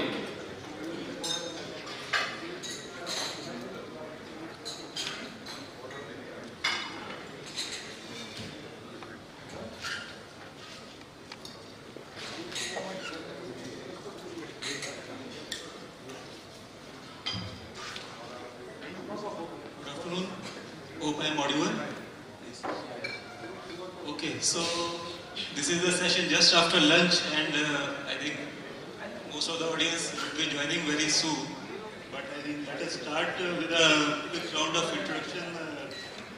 Panelists, this is a very interesting topic, and we have very eminent panelists, experts in their domain, and with lots of experience. We also have from the government, from the industry, from the associations, so very experienced and diverse panel we have. And the topic is also very interesting, connecting the unconnected, rural broadband and regulatory innovations. So, may I request from this side to kindly introduce and also speak a few things about what you are doing or what is interesting. Thank you. Good afternoon, everyone. My name is Nitin Bhatia and I am handling the public sector sales in Cisco. I have more than 25 years experience in the industry, telecom and IT industry. So before Cisco, I have been working with Siemens and Nokia Siemens and Airtel. So I am basically with a lot of broadband background and very privileged to be part of very large nationwide rollouts. The first DSL network in the country was with Airtel, and at that time I remember it was like early or late 90s when there was a big, I would say, concern whether we will be able to sell DSL ports also. So that was the concern from the operator. But experience from some of the other Western countries, we found out that this was very short-lived. This skepticism whether broadband will be there or not. And of course, over the period of time, we have seen that those concerns were. In fact, we are always now having more and more hunger for more bandwidth, more applications. After that, of course, I was involved in GPON rollouts, BSNL, and there also the bandwidths went much higher. And from the core perspective, technologies like MPLS, which enable the core to the access. So this is pretty much from my side. Thank you.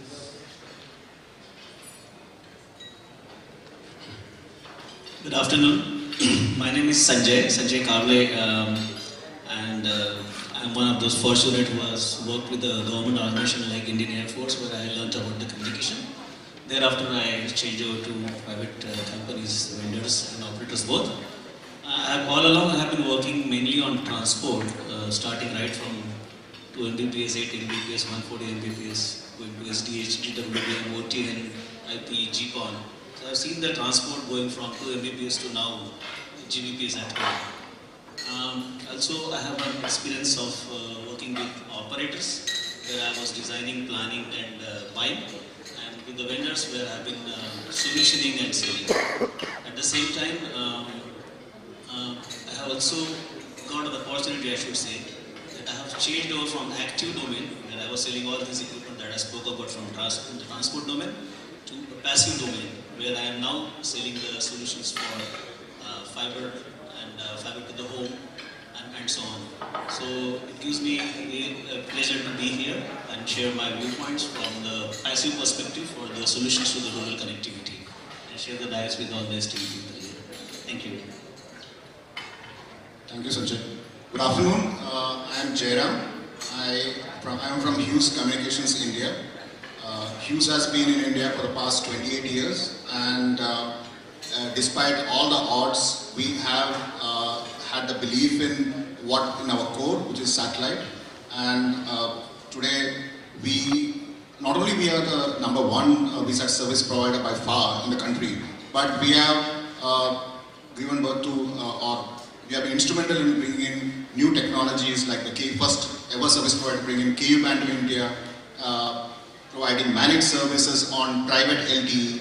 So we have had a momentous journey, and regarding me, I handle marketing products for Hughes India, and I've been into Hughes for the past 23 years, so I could say that satellite is in my blood. Good afternoon, friends. My name is Jash Shetty. I'm working with the Ministry of Communication in the capacity of DDG Project Management. Let me express my gratitude for having invited me for this session. I understand that this session is having certain things which are still under the consultation, and making views their own on behalf of the government is going to be very difficult task. But we are here to take care of that, share as much as possible with all of you from your perspective. As far as experience is concerned, I think in the telecommunication field I had put about 35 years plus. I had with various organizations in the DOT, starting from the security unit, the satellite unit, the international relations, currently project management, as I said.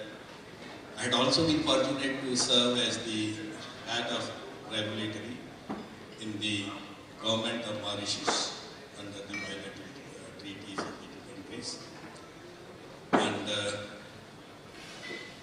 our whole focus is to ensure that whatever best we can do towards the vision of the government and meeting the aspiration of the people and the citizen, we all are focused to meet those goals.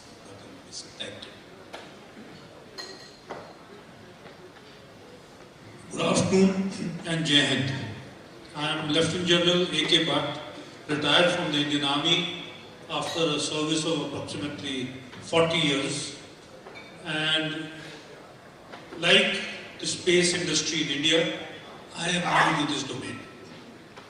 As you are aware, after the government decided to unshackle, as they say, space industry in India and open it for private sector, in June 2020, our organization called the Indian Space Association was formed as the apex body to basically for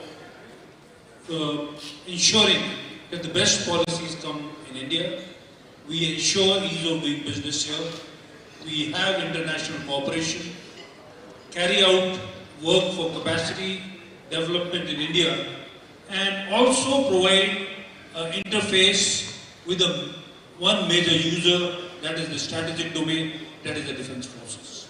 We've been working on all these things in parallel, and to be specific, as far as communication goes, satellite provides a very viable and an effective means of connecting the unconnected, especially in difficult geographies, especially in areas where the cost of fiber would not make it viable to connect people with broadband. I close here, and as we get the questions, we will take it forward. Thank you, Jai Hind. Good afternoon, everyone. My name is Satya Prakash Singh. I represent a Hinduja Group company, One OTT Entertainment Limited, working as a Chief Operating Officer.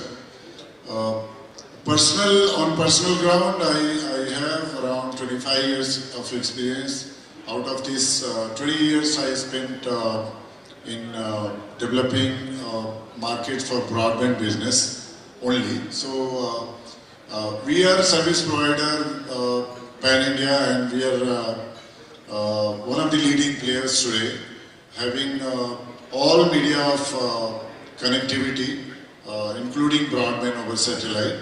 This is all. As we go forward, we'll discuss and try to address all the points related to connecting rural India through LEO network. Thank you very much. Thank you. About myself, so I am Avinash Agarwal. I am Deputy Director General in Telecommunication Engineering Center, almost 30 years in government, and within TEC we are doing a lot of things which include like standards for the NGSO, because these are the new things that are happening. We are also evaluating different ways of convergence between broadcasting and broadband, and lot of contributions are also happening from India to the ITU. Recently the ITU had this 6G framework where again TEC was the nodal, and the contributions were moderated and sent through TEC. So I think we had a different round of introduction, and the topic is connecting the unconnected. I think there is some other relation also, like there are some people outside and someone may be coming here, so we also have to connect with the audience. Connecting with the audience is also equally important. I think for the first few minutes, let us understand what exactly is unconnected or what exactly is the issue that we want to dwell upon. What exactly is connecting the unconnected? Or recently we also had this lot of discussions on ubiquitous connectivity. So for this, two things come to my mind. One is related to the rural population, rural areas of the country where we also have the BharatNet project.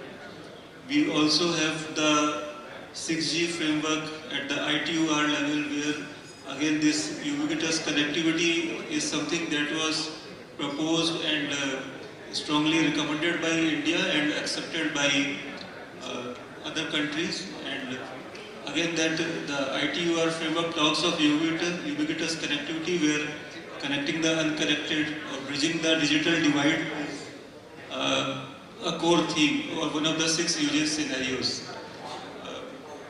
So like what exactly are we talking about? Like who is the unconnected right now? That also there are some very vague thoughts, maybe some people might find them laughable, but is only the rural area which is unconnected? What exactly is the meaning when we say unconnected? Like even within the urban areas, there are lots of areas where the signal might not be strong. Even sometimes if we think of this hotel, I'm not talking of specifically this building, but lot of buildings within Connaught Place, if you go to the basement, the signal might not be there. Maybe that if we are traveling in the lift and then signal is not there. Sometimes if we are talking of above the surface, like maybe the drone communication or flight or other things. So what exactly do we think, what exactly is the meaning when we talk of those who are unconnected? Let us have some thoughts. We can have very small quick answers from all the panelists. Sure, when we talk about connecting the unconnected, so the thought goes, unconnected is maybe a person, maybe a home, maybe an office. But I think that, that undermines the whole thing. We need to talk about, for example, if we talk about agriculture, so the soil where the plants, the crops are being grown, we need connectivity there as well. So it's like connectivity of things also. The IoT play also comes together. So it's, and it would be for urban areas as well. If there is a factory, maybe not connected, maybe the machines over there.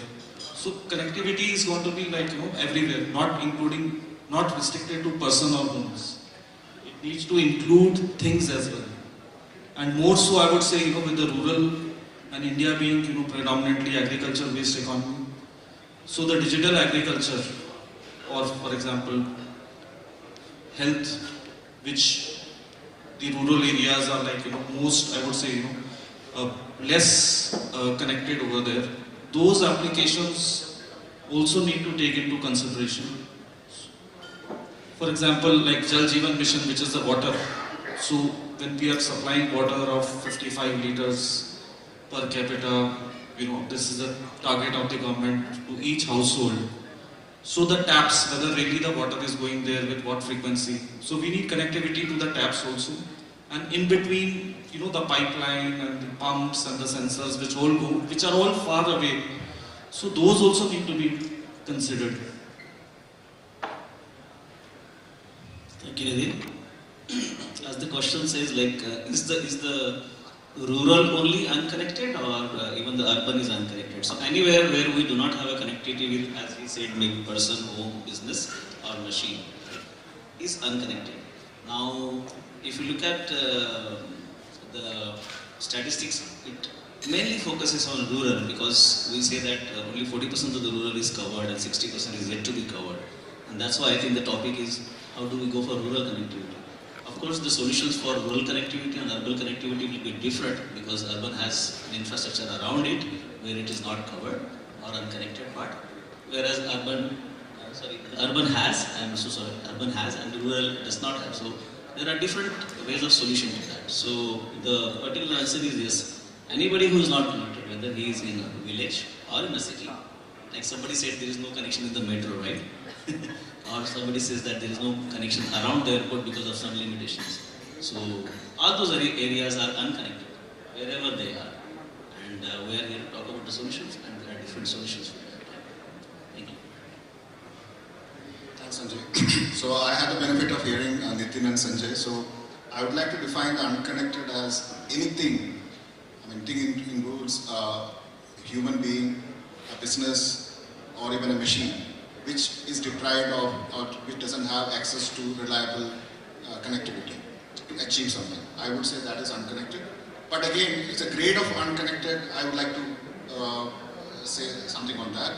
Like for example, nobody is fully connected. Like even if in my home, I don't have a proper signal.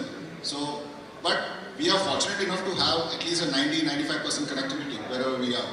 But I believe the focus of today's discussion is on those population of this country who doesn't have any means to connect to the outside world in terms of connecting, don't have broadband access.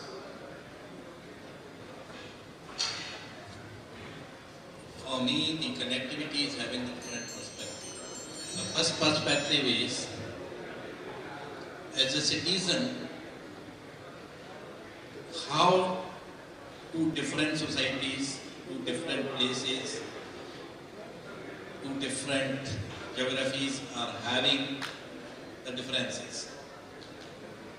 So the first aspect is the places which could not be connected by virtue of non-availability of the infrastructure, they are the unconnected.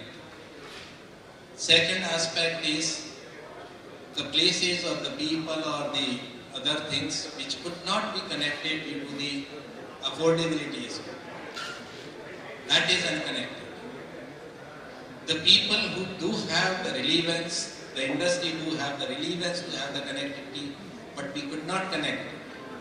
Maybe we talk of the industry 4.0, but if you do not have the adequate connectivity, then the very purpose of having the relevance to upgrade or modernize is going to not be there. If you go to the marine world, the economy in most of the countries, including us, do have a large dependency on the marine income. So, if that area is not connected, from the relevance perspective, they are unconnected. So, if anything which is going to have a division, maybe because of the cost, because of the infrastructure, because of the relevance, or any other factor, that becomes unconnected, and I think government is having the full focus to have this society, this sector, this economy bring into the mainstream and get them connected.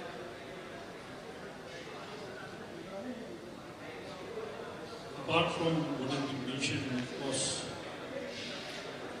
apart from urban and rural, I would extend this definition to beyond, and that is to our borders.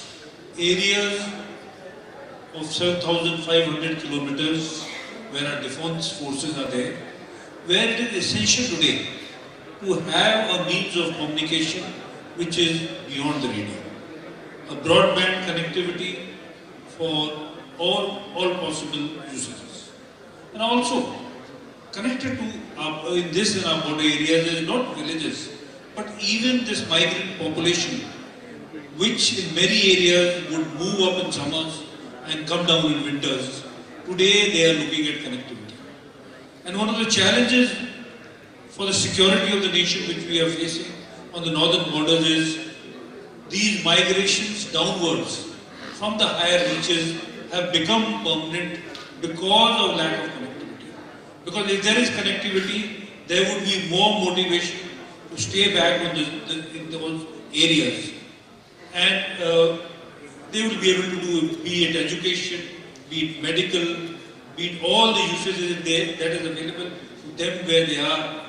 This migration, which is a very serious issue in or our northern border states. This would be lost.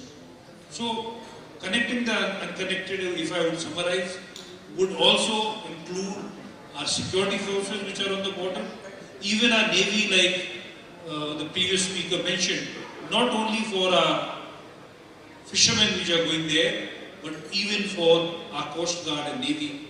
Connections required beyond 20 kilometers and much more. That is an unconnected area. Our entire EEZ needs to be connected with the country. I'll stop here. Yeah, so I think all the respected panelists, gentlemen, have given a definition of connectivity, connecting to unconnected. I would like to limit myself to the topic, because what we are here to discuss about broadband, because this is a broadband summit, and in broadband summit we are talking about definitely internet connectivity reaching to the people, related to communication through satellite networks or other media, though we have to so obviously there are so many geographies, there are so many towns, as Lieutenant General Bhatt mentioned, border areas, our defense forces, so many places where people need connectivity. They can afford connectivity, but the connectivity is not available. If we can serve them also,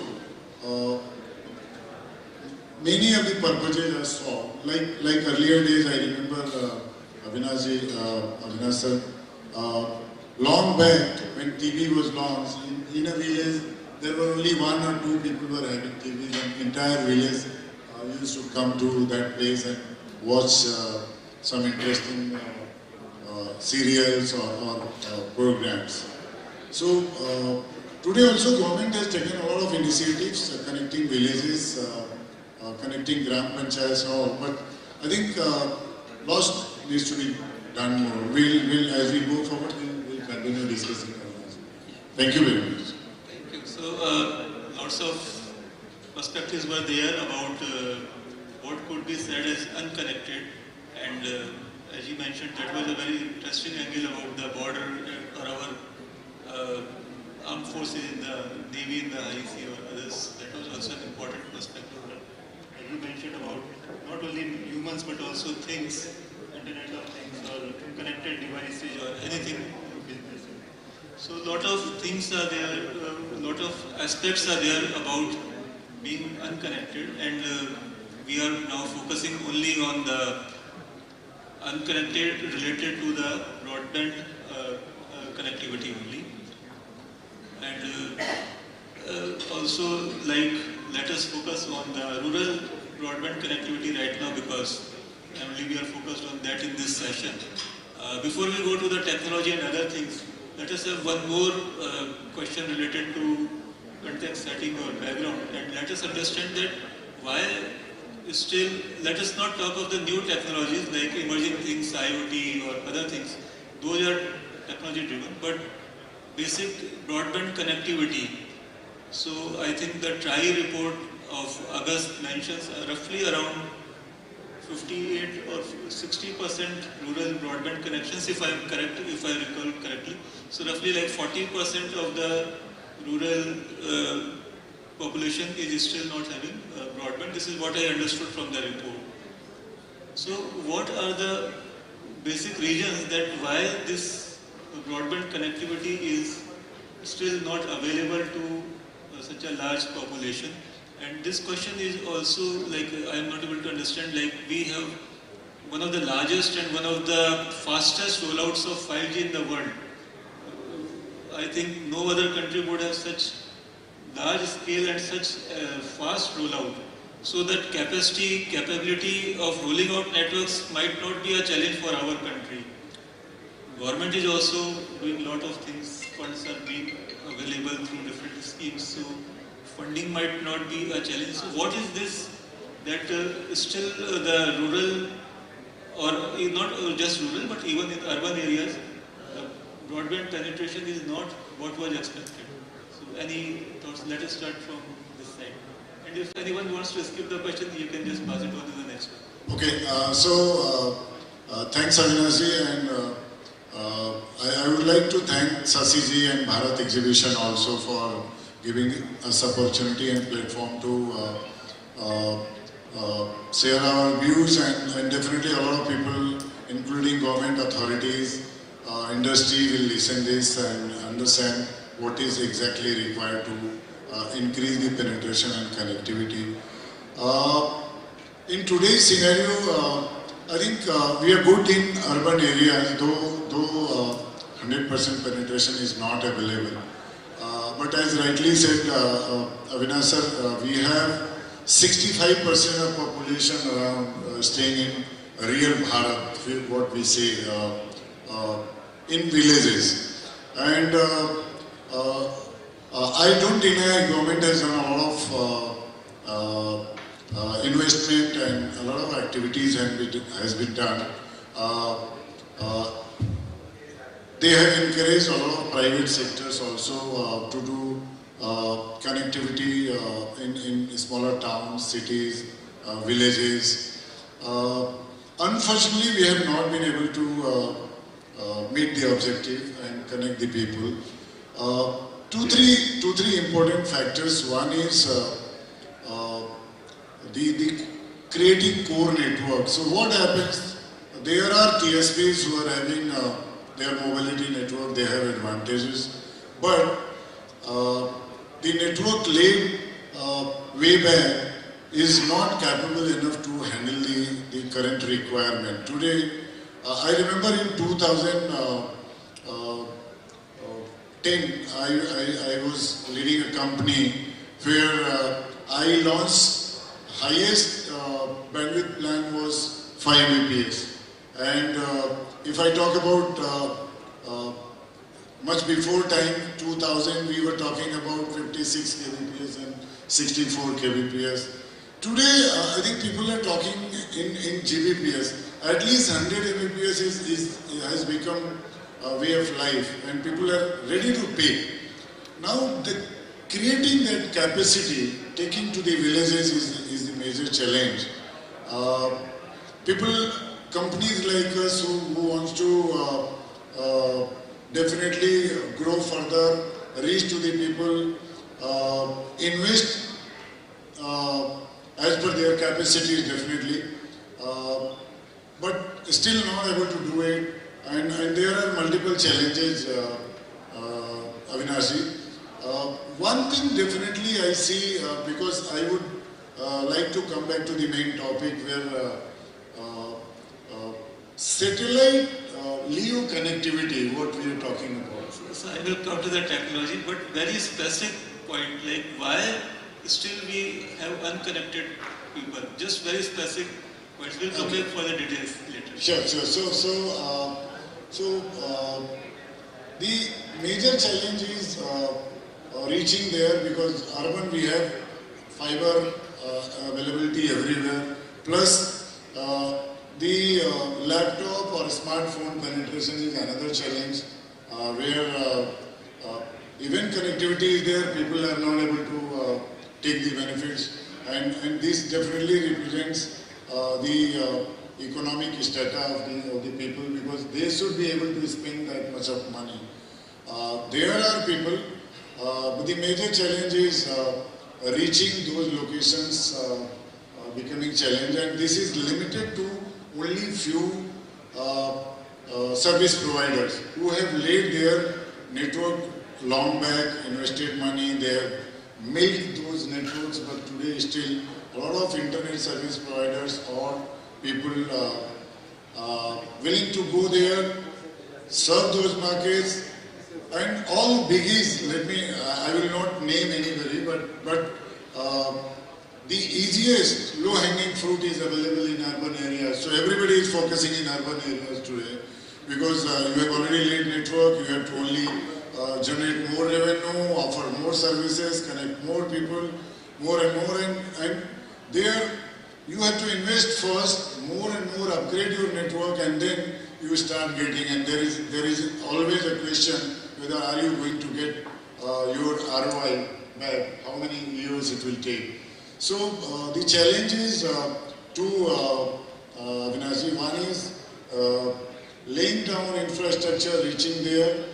I think government has laid a lot of fiber network, but the consistent connectivity, right, from one location to another, a lot of government bodies are involved.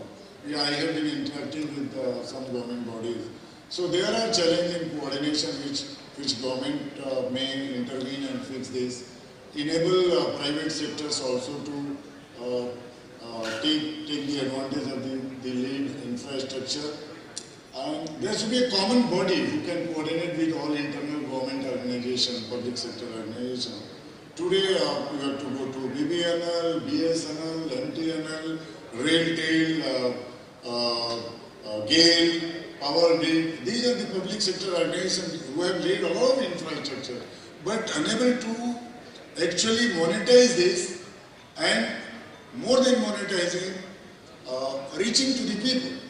Right, so they have made investment, done investment, but for last mile, for distribution, for the access network, they are not able to do it today. But there are people who are willing to do it. That can enable a lot of private sector companies. Avinash. So I'll ask some more questions, but let us hear from the other panelists. Sure. Of course, he has said it, but if I have to summarize the challenge is the physical challenge of firstly connecting many of those areas which we want to connect. Say, even if we have to lay the fiber optics there, it is very difficult. And there are areas, and like just now what has happened 24 hours back or 48 hours back in Sikkim, there are areas which despite a connectivity will break down when there is some kind of disaster, which in the fragile Himalayas is going to happen. So, firstly, to create the structure to the area which is very thinly populated, that itself is a challenge which we have not been able to overcome. And the second is, there is no incentive actually for the commercial sector to put it because of the density of populations. And that is why it has to be supported by a government effort to provide that infrastructure to the last one.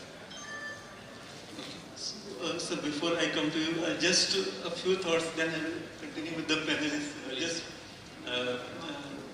These are very great thoughts, but let us see that if we see the urban penetration, that also is mostly, I am just talking based on the TRI data, I am not having any other data, but most of the urban broadband connections are also wireless, maybe 4G, 5G, and of course there are lots of FTTH and other connections, but primarily the urban broadband is also wireless only.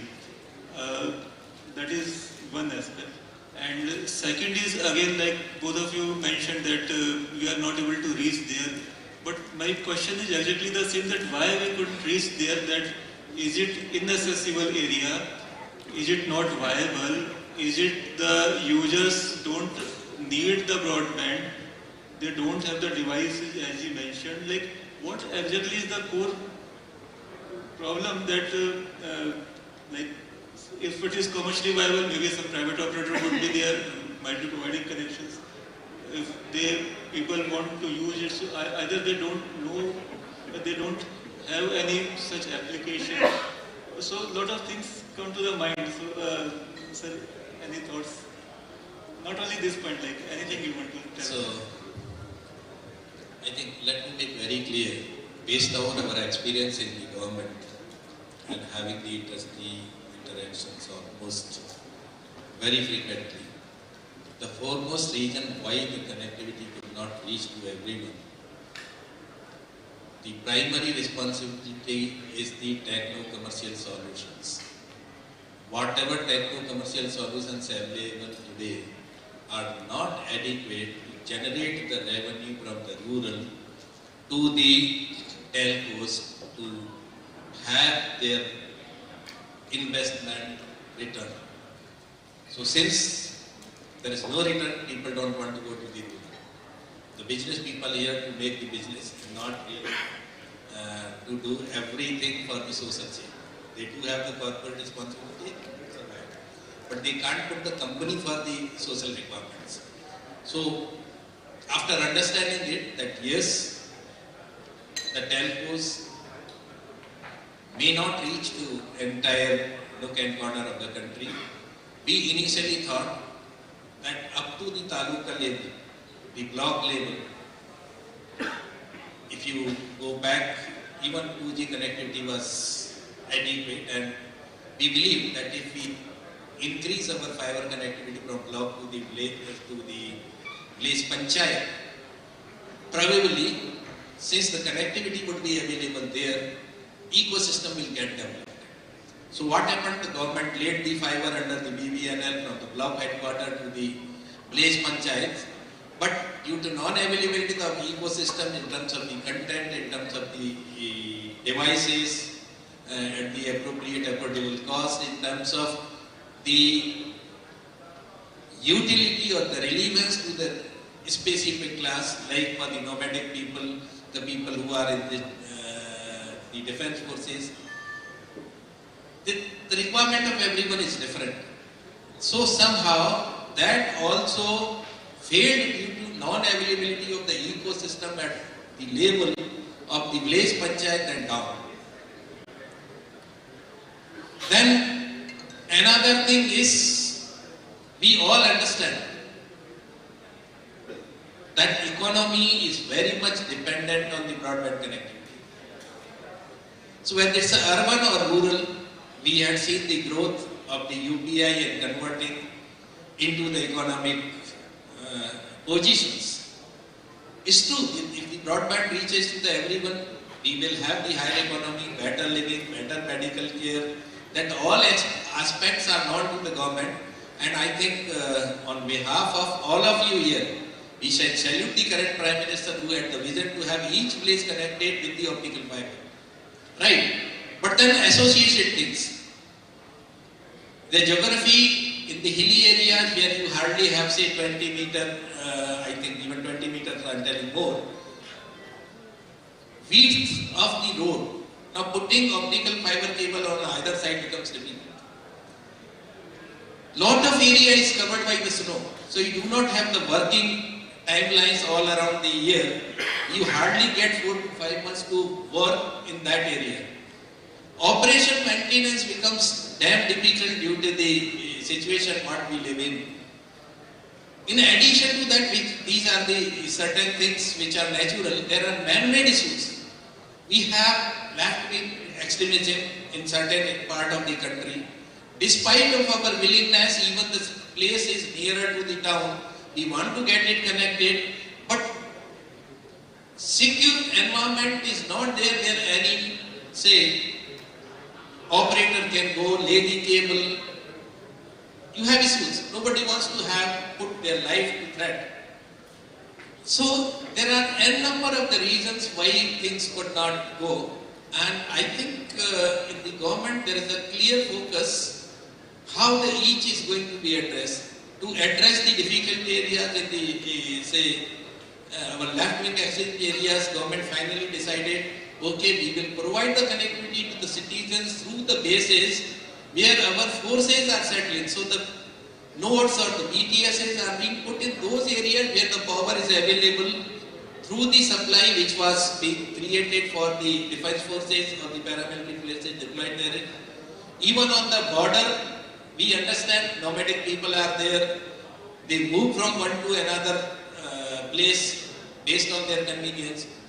And there is no permanency of the citizens. So there also we are trying, wherever the border posts are there, our people, some establishment is there. We are putting the nodes on those places so the near area can be covered, and that will avoid the say movement from the border to the downside. Similarly, in the northeast, the government is putting 4G connectivity, not only through the government, even through the Airtel and the Geo.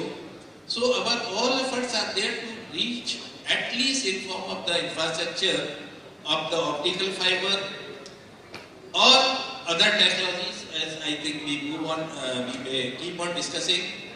Then now the one unique thing which we tried to have the pilot with the help of the BSNL, that is how we can develop the partnership within the village itself to run these services which are being extended up to the panchayat or the village where the ONT is provided by the government, but how this can be reached to the home, how the billing can be done to him, what facilities can be added to that.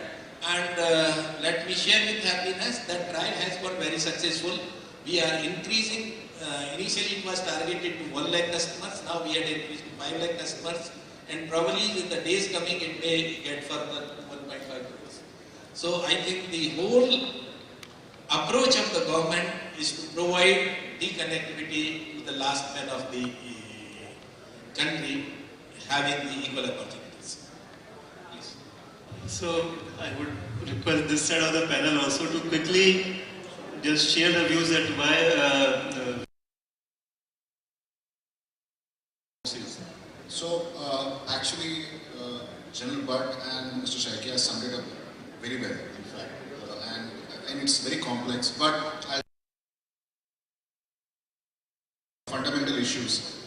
One is, of course, the business case or viability for the telcos to set up invest in the capex or invest in those areas where they don't see a return. So definitely, profitability being a prime concern for the telcos or any business concern. That is one of the reasons why so far telcos have not ventured into those areas. But DOT and USF has done a stellar job in incentivizing through the USO funds and viability gap funding through BharatNet schemes and even USO for getting 4G to those areas. The second, that's something which is beyond it's nobody's fault because of terrain. Some of those locations, and we have experienced ourselves, we have done more than 6,000 villages in partnership with BharatNet and BSNL. The remote villages we have provided satellite, STS or broadband through satellite. Some of the areas, some of the villages you have to walk with the antenna which is around 150 kg for days. And it's hilly. Then as Mr. Aki mentioned, snow could be released. There could be flash floods, rains. So no vehicle can reach there. So that is a challenge. It's unimaginable. Sitting here, we might feel that this can be surmounted and there could be a solution. No fiber can ever reach there. And maybe in the next 10 years also. No microwave can reach there. So those locations need a separate thought. You can't think all fiber. That's actually been recognized by DOT and Government of India. If you look at the latest, last phase of BharatNet for connecting 6,40,000 villages, there is I think 1.39 lakh crore as a capital outlay approved. 10% of that has been allocated to alternate technologies. So, including satellite, LEO, GEO, and Q-band, B-band, many more. So, that is the recognition from the government saying that, look, fiber is not only 90% can be covered by fiber, still the 10%, which is quite substantial, 6,000, 7,000 villages, still need alternate technologies. So, we are moving towards that. Definitely, that's a very good sign. But, yeah, to achieve that, to achieve their objective, there's still a long way to go. Thank you, Jairam. I think almost all the points are discussed, but most of the points looks like why we're not able to do it, and it boils down to the business case, and then we're trying to find out industry solution as such. If you look at it from the point of view of user as such, in the morning session we had 4A being discussed. One of them was affordability, and affordability is one of the most important factor which actually drives the business case backward. If there is no affordability, there is no ARPU. If there is no ARPU, there is no business case, right? If there is no business case, everything falls down. So what is that we have to do to make it affordable for the people is one thing that we have to really work upon. If you look at the statistics that are available without referring to the numbers, internet user is what we are looking forward to, right? And amongst them, I think 99% are Android users, right? And handset users, mobile users. So this is where we have to focus so that we can, reach some more penetration. And then there are again different ways to do that. So this is from the point of view of the user. I think most of the points have been made. Just I would like to add a different perspective. That if you talk about, household water tap, that also was not available, by the way. So when we talk about which is more important, I think we can't, we are staying in urban areas, we can't imagine not having water. So that also we were lagging behind. After we talk about all the USOF funds and all that. But looking at other countries also, it was prerogative of the governments only to come out with national broadband plans. And pure economics, of course, which has been already talked about. So thank you. So lots of regions have been discussed, and I think we have very broadly covered important aspects that who are unconnected, why they are unconnected. Just as you mentioned about affordability, and we all talked about commercial viability and other things, I would just like to share that even in the 6G framework and our own Bharat 6G vision, all those important things are captured, that when we move forward, develop the standards of technologies, these 3-4 important terms are there, like affordability, sustainability, trustworthiness, and ubiquitous connectivity. So these are also captured in the vision document of our government also, and is also shared by the ITUT and the other bodies.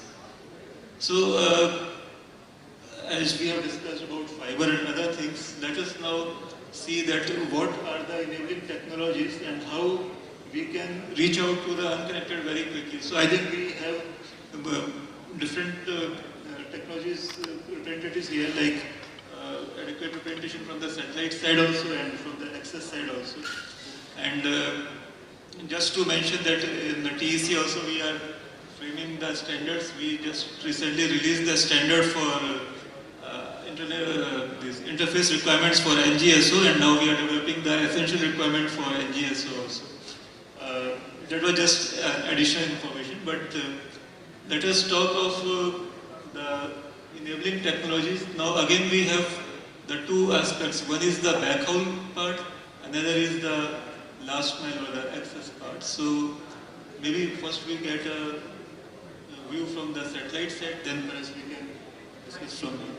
So maybe not in any particular sequence, anyone who wants to speak can share their thoughts that how the evolving technologies from satellite, LEO, MEO, GEO, whatever, how they are going to enable, or what are the considerations, whether we are talking of the access or the backhaul or both. So any thoughts? So we can have a quick discussion on that. Then we can, or you can start. Yes. So again, to set a context, I'll again refer to the BharatNet last phase. It talks about connecting 640,000 villages, and 10% is earmarked for alternate technology. So let's do a simple math, a back up the envelope calculation. 10% of 640,000 is 64,000 villages. Now 64,000 villages, if you want, say, an average of, and we are talking about these villages with varying population, maybe from 10 households to 50, 100 households, because we are talking about those kind of villages when it comes to the last 10%. So if it's an average of 100 Mbps per village, we are talking about 6 to 7 terabits of capacity required. I mean, across all technologies. Now, and we need all technologies to fulfill it. I mean, one technology alone, the alternate technology alone won't be able to do it. But I'll give you a perspective of how satellite technology can bridge a lot of this gap, and mainly thanks to the new space policy brought out by DOT, which enables the services, which allows NGSOs along with GSOs and foreign satellite service provider to bring in capacity. So that is a big development which happened 3-4 months back, and we are still waiting for the details of that, but that is a big step in the right direction. Now, if you were to look at, I'll give you a perspective of what kind of capacities that we are looking at in the mid-term and the long-term, near-long-term. So it is not about, I know that the topic is how can LEO satellites help, but I would like to take a different view. I'd like to take a step back. I'd say both GEO, STS and LEO have a role to play. And the reason why I'm saying is, say next year, by this time next year, we would have access to close to 100 Gbps capacity through a combination of Geo STS, KA STS. ISRO is coming with the latest state-of-the-art satellite by mid next year, and some LEO capacities. OneWeb is going to be there, Starlink is going to be there. So definitely we'll have those 100 GPS of 100 plus GPS capacity. Maybe Kuiper is talking about terabits of capacity by 26-27. So we are talking about these kind of capacities coming in, and both Geo and LEO will play a role. In fact, Geo, STS, definitely both are cost effective comparatively from what we have today. Definitely they are not going to compete with the terrestrial. Nobody can compete with terrestrial prices that we have in India. This is one of the lowest in the world. So Geo capacity is very good for streaming content, that is non-interactive. So if you look at our own lives, 70-80% of the content, what we use is like YouTube or downloading a video, viewing a video. It's not interactive. Latency doesn't affect. So a lot of the capacity of Geo capacity can be used for that. But LEO, what it brings to the table is, of course, high speeds, but more than that, low latency. I mean, close to 100, like terrestrial or fiber, like you can see, we call it fiber in the sky. Now, what that means is, in fact, if you recall in the morning session, one of the gentlemen from Cisco mentioned about telemedicine. Now, he made a telling point saying that to make, to transfer in a telemedicine a heart rate, something like a heart rate, to transfer that, you don't need much bandwidth because it's some small amount of data, but latency is very important. Now, we are talking about telemedicine, some critical, related to health. Now, imagine what LEO can do to the primary health centers in the rural parts of the country and give them access to the specialists who are in the metros or in the urban areas. I'm just giving you one small piece, there are much more. Look at what, I'm going beyond villages. I'm talking about now schools. Now today we have more than 200,000, 2 lakh schools which have computer but are deprived of broadband. Now, what can broadband do to schools? If you look at the new education policy, it is moving towards experiential learning, more towards applied learning. Now, you have to go beyond textbooks. Now, today, any knowledge is available at your fingertips here. You search either YouTube or Google, you can search anything and acquire knowledge. Knowledge is not confined to textbook. So, these kind of content can be readily available to the students. The teachers can be trained. So, I'm just saying the satellite, the broadband can enable all these things, and satellite is very much tuned to these requirements. And I'm speaking from experience. We are doing this today in a much smaller scale. And once we have access to this capacity, we can actually expand the scale and cover almost all the schools which are the remote areas, all the health centers, etc. Second, satellite can play many roles, like indirect. Like today, we are enabling hundreds of villages with partnership with telcos to enable as 4G backhauls. Tomorrow it can be backhauls of 5G. We can provide backhaul. Satellite can provide backhaul to enable private 5G in those, depending on the locations. It can be used to set up community Wi-Fi, wherein at a central location we can set, maybe you can drop 100 Mbps or 1 Gbps, and you can set up multiple access points and cover the entire village. It can be direct to rooftop, those who can afford. Because with the cost of capacity coming down, more and more attractive plans will come in, service plans and bandwidth will be available. I'm just trying to give an idea about the scope that an alternate technology satellite can do. I'm not belittling any other technology because others will have its own, like a Q-band, V-band. Other wireless technologies will not play a huge role in this. So here I have a doubt or would like to seek your explanation because I see some contradiction here. Because in the previous 2 questions you were just analyzing why the penetration is not there, and one of the most important point was cost effectiveness or the paying capacity of the users. He mentioned about the people not able to afford simple things like maybe a smartphone or a laptop. So when we have such cost sensitivity or like affordability is a challenge, and then when we talk of satellite communication, we definitely will have a very much reach and availability will increase. But how are we saying that the affordability will be there? Because when we have such price sensitive customer base, how are we going to, what do you think about the affordability part? So always one argument is of course the chicken and the egg. What comes first? The demand will come as the services are provided. And the cost will also come down. You know, as volumes increase, there would be definitely a reduction in cost. But for the interim period, yes, there is a requirement of government support. Be it in terms of subsidies, be it what is the government looking at? Providing connectivity to the last man or profits? If it's profits, the answer is sorry, it will not happen in the short run, and maybe we lose the long race because of short term, where only return on investments is important. And that is why from the commercial industry, it has to be a sovereign responsibility. This connectivity to the unconnected has to be a sovereign responsibility. The cost of it has to be offset, and slowly, of course, it will, as volumes increase, become more and more cost effective. What I understand is, with Kuiper coming in, others coming in, with the capacities they will bring into the nation, they will also try to compete to bring it as cheap as possible. But very rightly, as Hughes says, they cannot compete with the terrestrial communication in India. That's maybe a long way ahead. In this period, to bridge that gap, it is a responsibility of the government.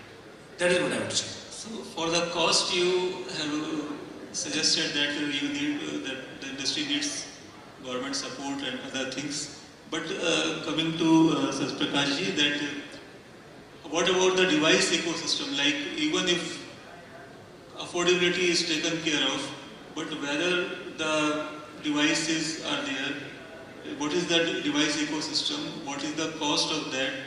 Or whether we are talking only of the backhaul, or we are talking of the access also. When we are talking of satellite communication, satellite broadband to the rural population.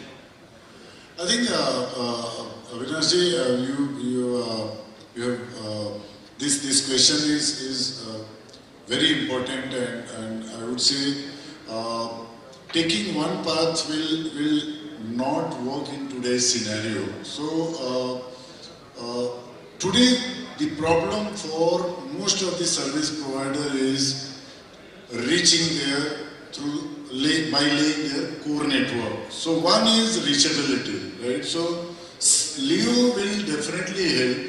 Any media of satellite will help, but LEO becoming more economical, low latency, as Jairam said, because this gives you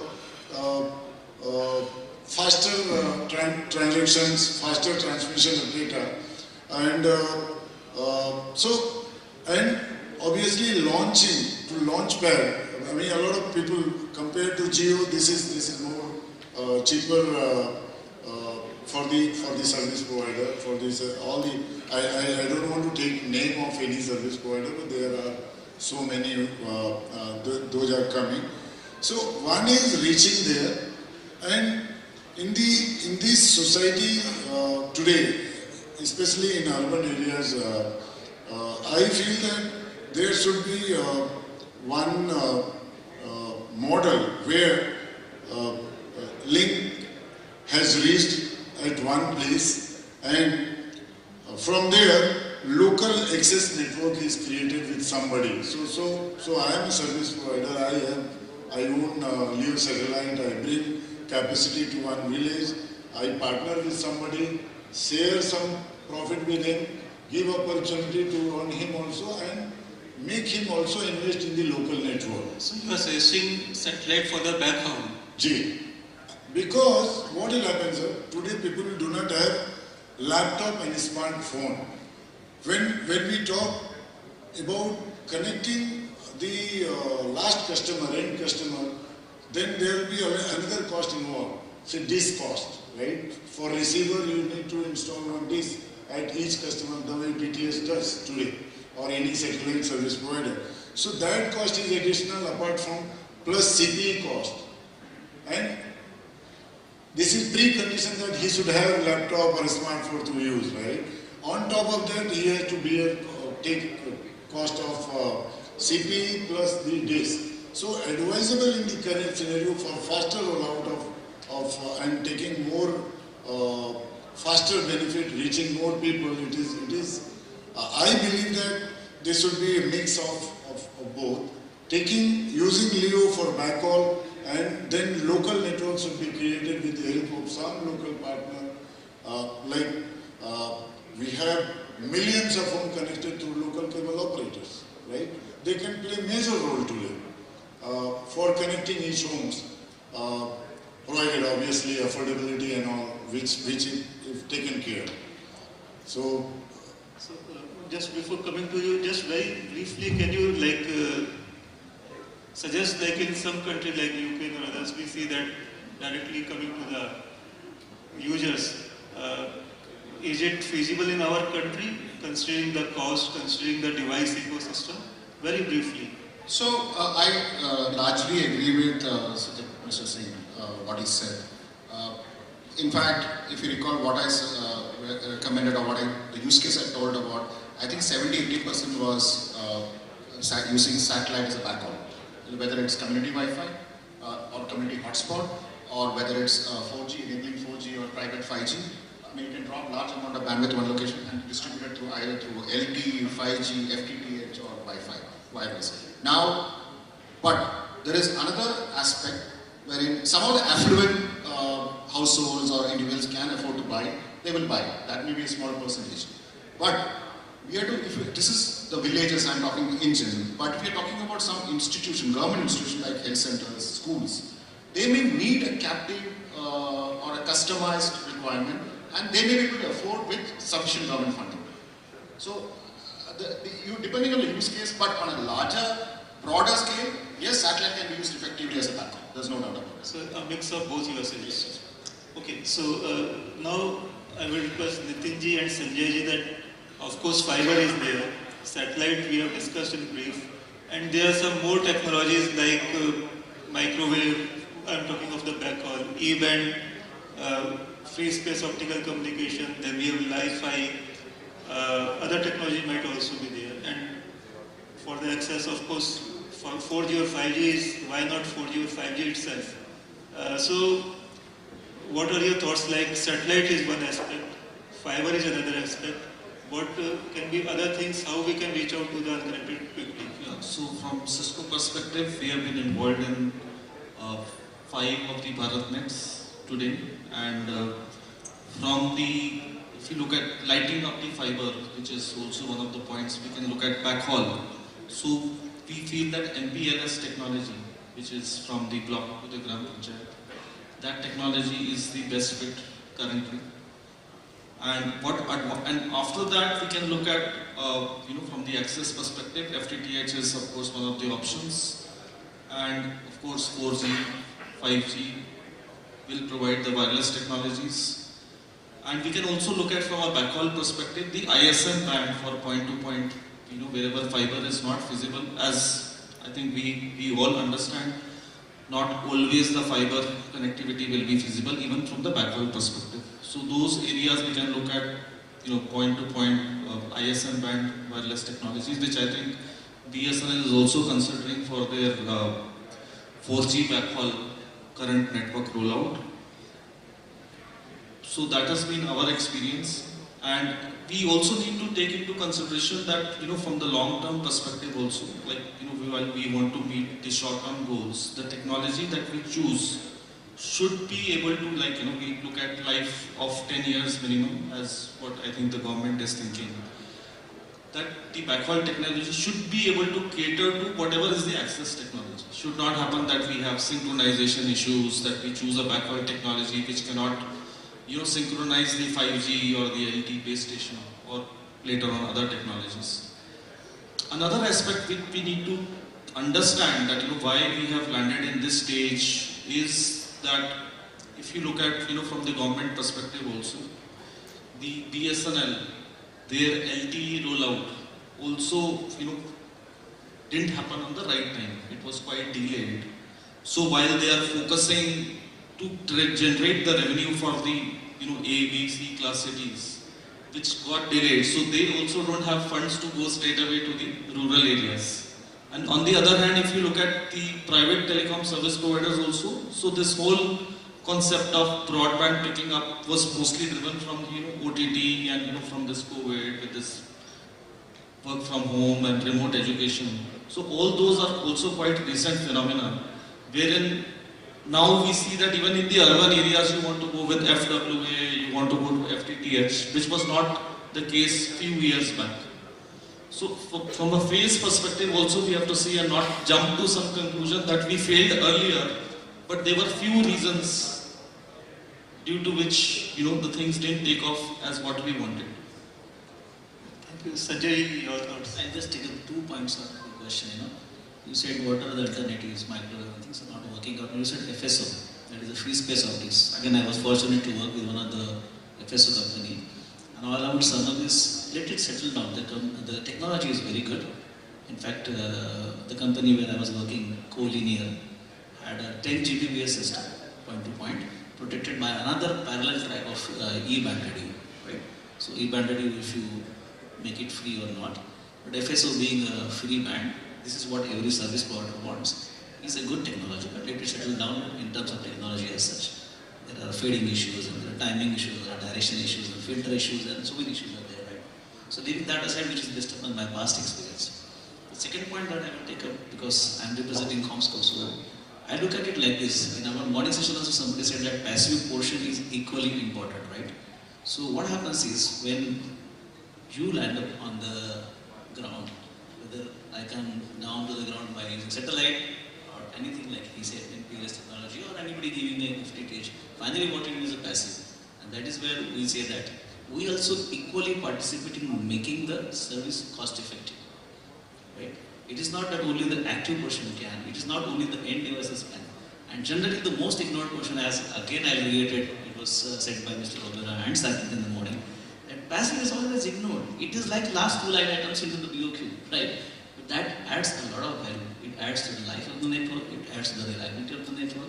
And that is why we come in and say, yes, you pay a pine more, get life more and reliability more. And that is why some of the things we talk about, when we go to rural connectivity, do we really need the number of fibers that we need everywhere else? We can reduce the number of fibers there. Do you really want 24 fibers there, or one fiber is enough? If it is only one fiber, what is that you can do? So if you go to the stall and see, there is something called as tap technology. You can use just the tapping of the optical fiber, optical power, and go to the next village, which extends the power reach. And there are alternate ways. And whatever you are saving from that lesser use of fiber, if you want to make your network more reliable, you can go for armoring of the cable. So there are solutions to work around to make the network reliable, and at the same time making the services cost effective. Okay. Sir, before we go for yes, sir. Before we go to the next one, yes.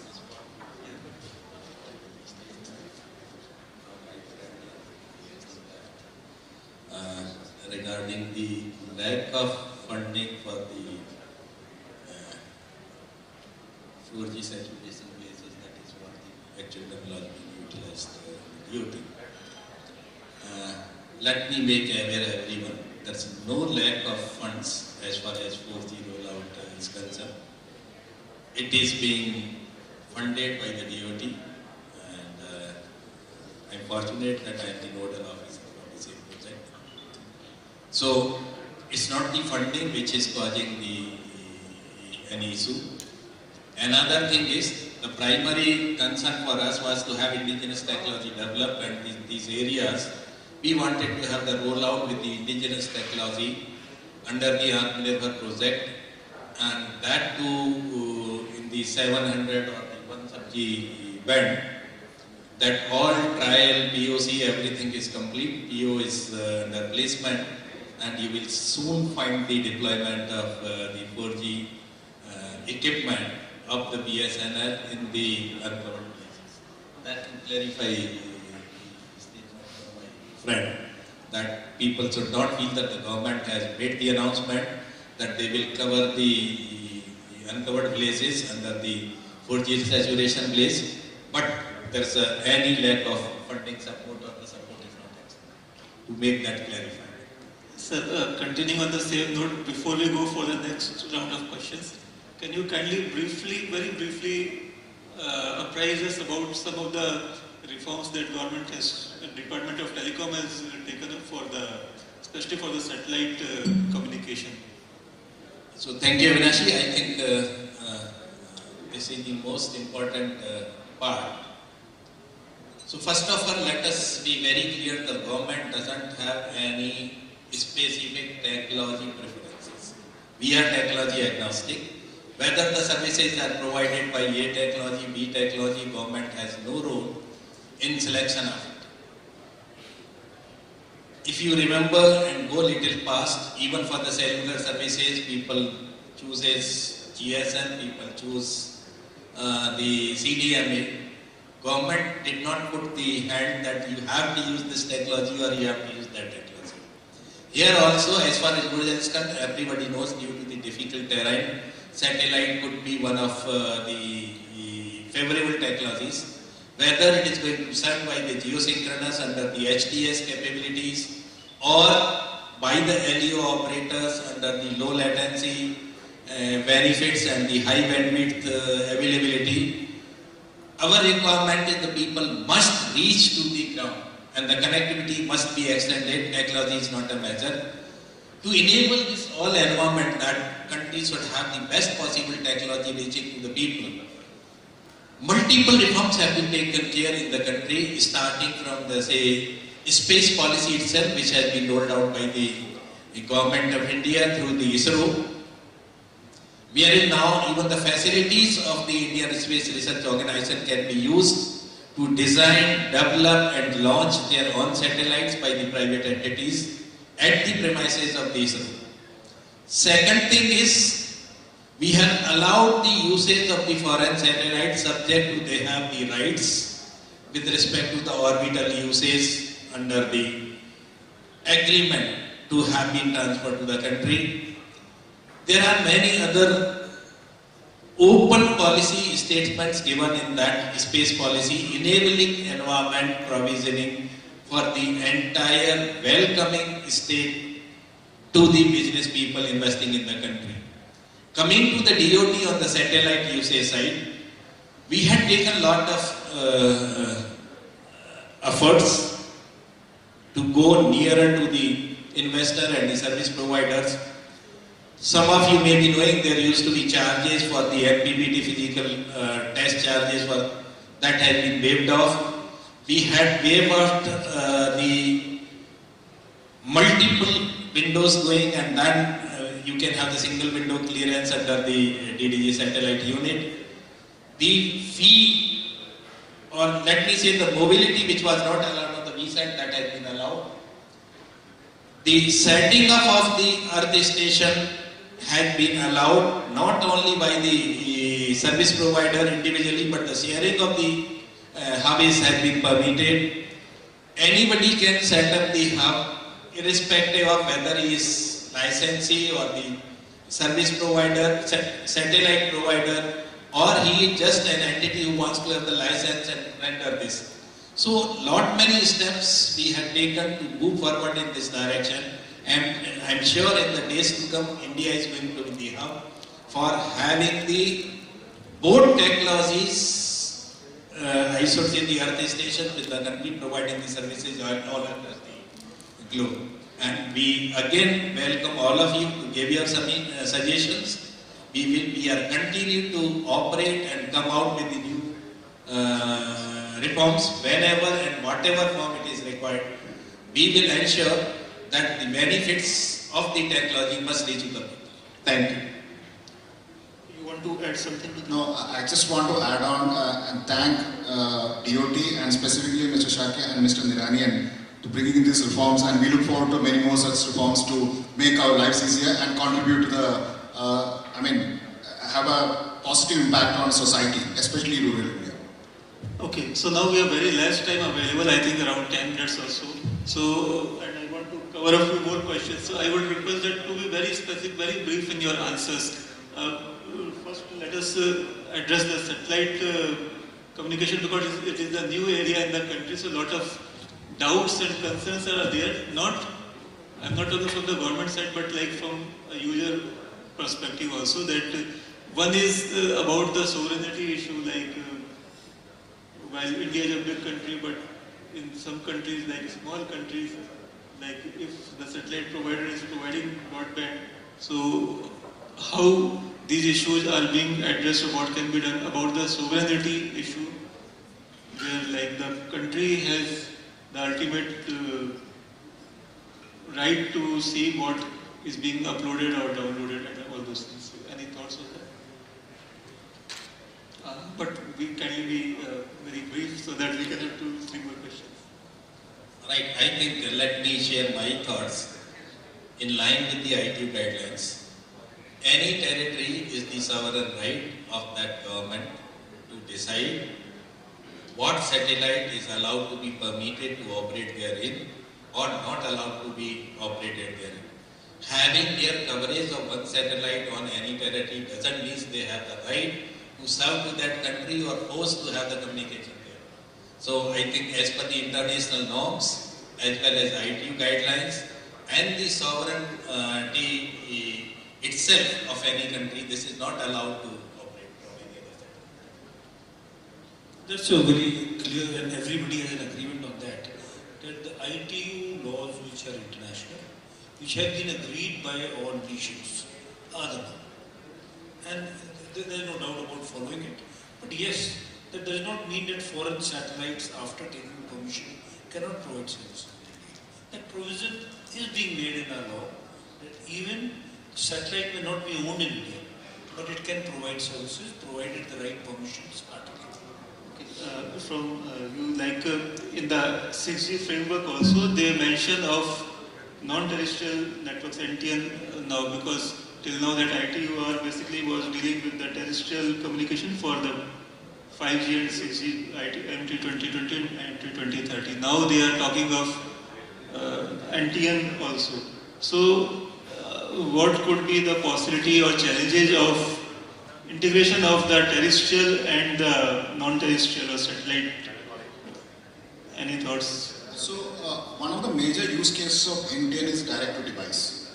Now, again, it is done mainly through LEO constellations. I mean, whether it's S-band or any other. The prototypes are being built. It's still too early days, I would say. There are certain companies, and users also have ventured into in Europe.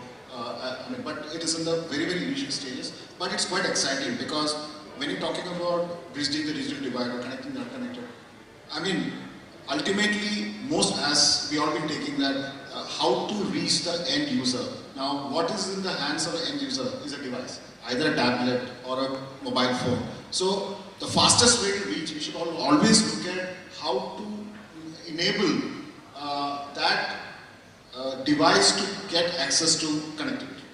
So, it is going to happen, but it's still too early days, and there are many debates going on about whether it should be allowed, how should be allowed, the regulatory constructs. I'm sure as we move forward, that will be clear. Nitinji, like we have been talking of some part of the whole ecosystem. I think you would like to tell something like end-to-end or full stack observability. Yeah, I think when we are talking about this connecting the unconnected, various type of technologies, media, whether it's fiber optic, wireless, all these aspects will come. Various type of networks will be there in the chain, and the applications which the end users are going to access. There also will be like some might be going to local state data centers. It might be going to multi-cloud. So that is the reality where we are going to end up with. So at some point of time, maybe that is not the foremost priority, I would say, but at some point of time we have to look at this whole path also. We cannot treat that rural unconnected, they will just have some sort of connectivity. So full stack observability is a platform, rather a service and a platform through which we get a complete visibility from a network perspective, right from maybe a phone, it uses a Wi-Fi, after that it goes to through a PON network, after that an MPLS network, maybe some internet service provider network, and then going to some internet site, maybe into the cloud for that application. So that complete visibility will be there from the network perspective and also from the application performance perspective. With so many things which are going to come up in the future, so there has to be a platform where a complete visibility is there to the service provider. That if something goes wrong, where do I check it? So there will be a lot of data, a lot of telemetry, open telemetry is a standard which gets collected, which provides a visibility.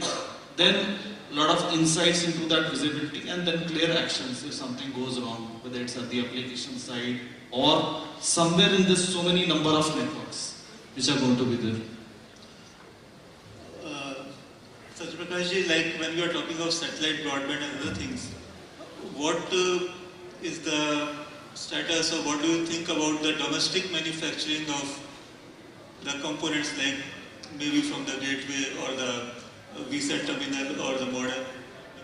Any component, like what is your take on the indigenous manufacturing aspect of this thing? Or you want to pass it on to him? No, I can. So, Vinashji, I think manufacturing ecosystem in India, I was discussing with Sakya sir, and he was also mentioning for increasing connectivity, the most important thing is bringing innovation and making things affordable in India itself. Right? So for which government of India is taking a lot of initiative, making in India, even chip manufacturing will start very soon. So all these things are being done, and obviously, Avinashi, it will help us making it more affordable if we start manufacturing in India. Chipset, be it chipset, be it hardware, be it software. Software, then we can do all this. But there is a merit, and government should encourage more manufacturing companies should come, OEMs should come forward and take the lead. For today also, what is happening? Mrs. Chakya was talking about OLT, ONT for fiber connectivity support we use for end user. Those are also not manufactured in India today. Most of things are imported or assembled here, right? It is a very serious topic for deliberation and taking action. It is required, and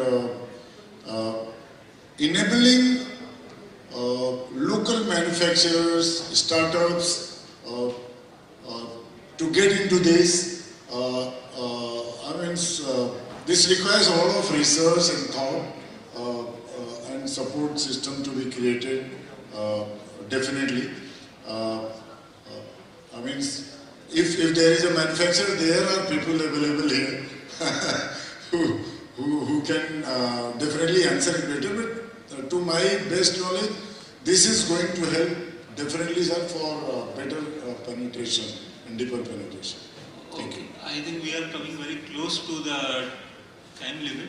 I can see a few raised hands. I think we can take one or two questions from the audience. Kindly be very brief about the question so that we can quickly answer it.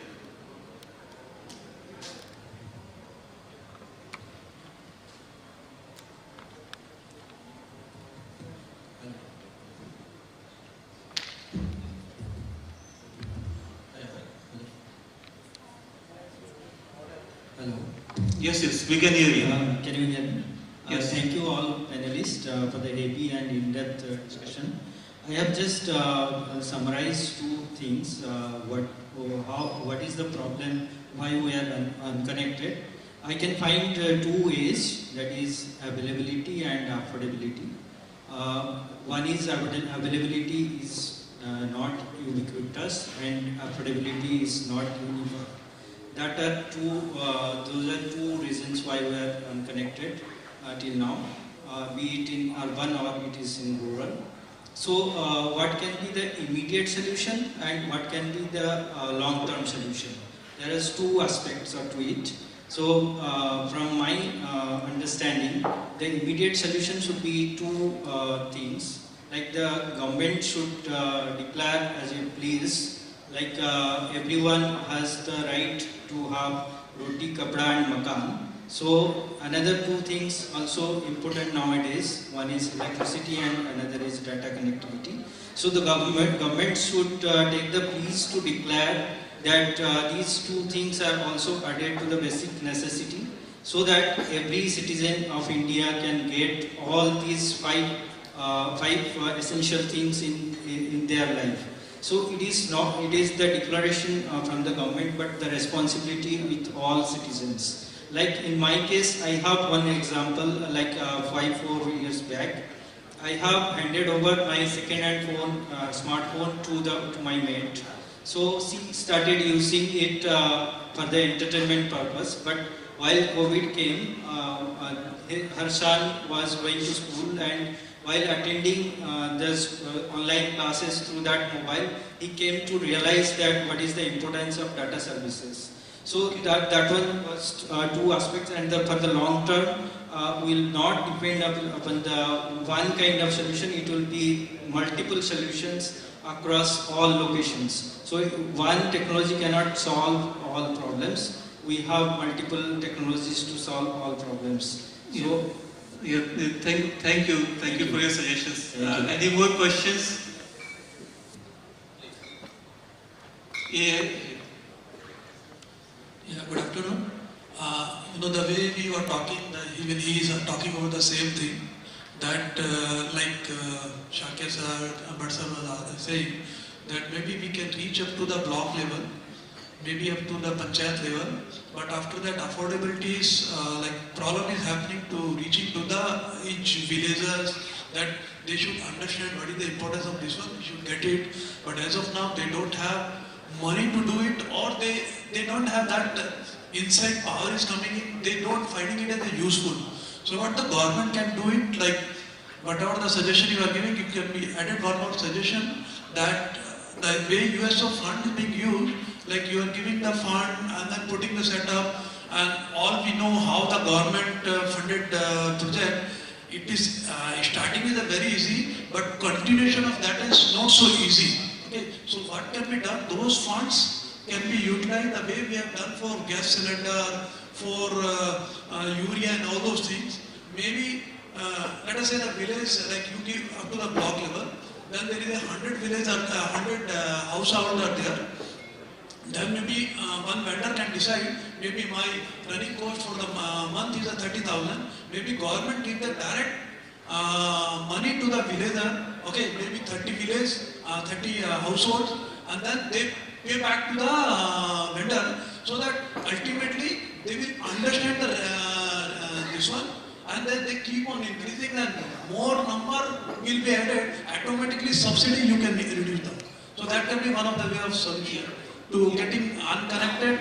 At the same time, but practically even I have observed up to the block level 4G connectivity is good, but everybody, most of the houses don't have the optical links of this one. So during the evening time, 5-6 p.m. to 9-10 p.m., no one is able to use it. It's getting completely choked. So one the way I'm telling, if it is can be implemented that manner, maybe 4G's bandwidth is getting available for other users.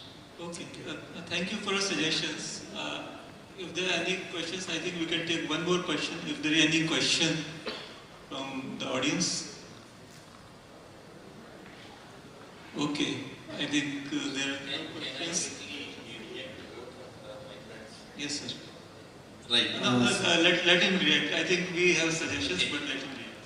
So, as you were suggesting that government has to take lead and provide the connectivity. The government has already recognized this fact, and that is the precise reason the 4G rollout in the saturation places has been funded by the government through BSNL to rollout, and which will cover the places. The connectivity will be provided at the cost of the government to these places, considering the aspect of the affordability and network issues. And just a small response to my other friend is with regard to how we can make it sustainable for the longer usage. So the central government had come out with a plan in collaboration with the state governments that as far as public institutions are concerned, like schools, police stations, Anganwadis and all, the central government is funding X amount, part is being supported by the state government, and instead of being paid by the individuals, this amount will be straight away paid by the state government funding mechanism, say distribution mechanism to the service provider, whoever it is. He may be government service provider, he may be private service provider. So the connectivity to these places will be there for an year on a year basis. So at least sustainability of 1 year is ensured therein. And individual is concerned, I think I shared that through some experimental plan of the BSNL has given it, the name has been this thing, telecom infrastructure partner something. So under that, how much money is to be, we are getting, develop the local innovators, local businessmen, and then since their desires are not much, even if he gets some 30-40 connections in the village, mayor with the income of 10,000 or 12,000, he may be happy. That kind of experiment is also being done, and it has been successful in 1 lakh connections being provided in specific talukas. Thank you.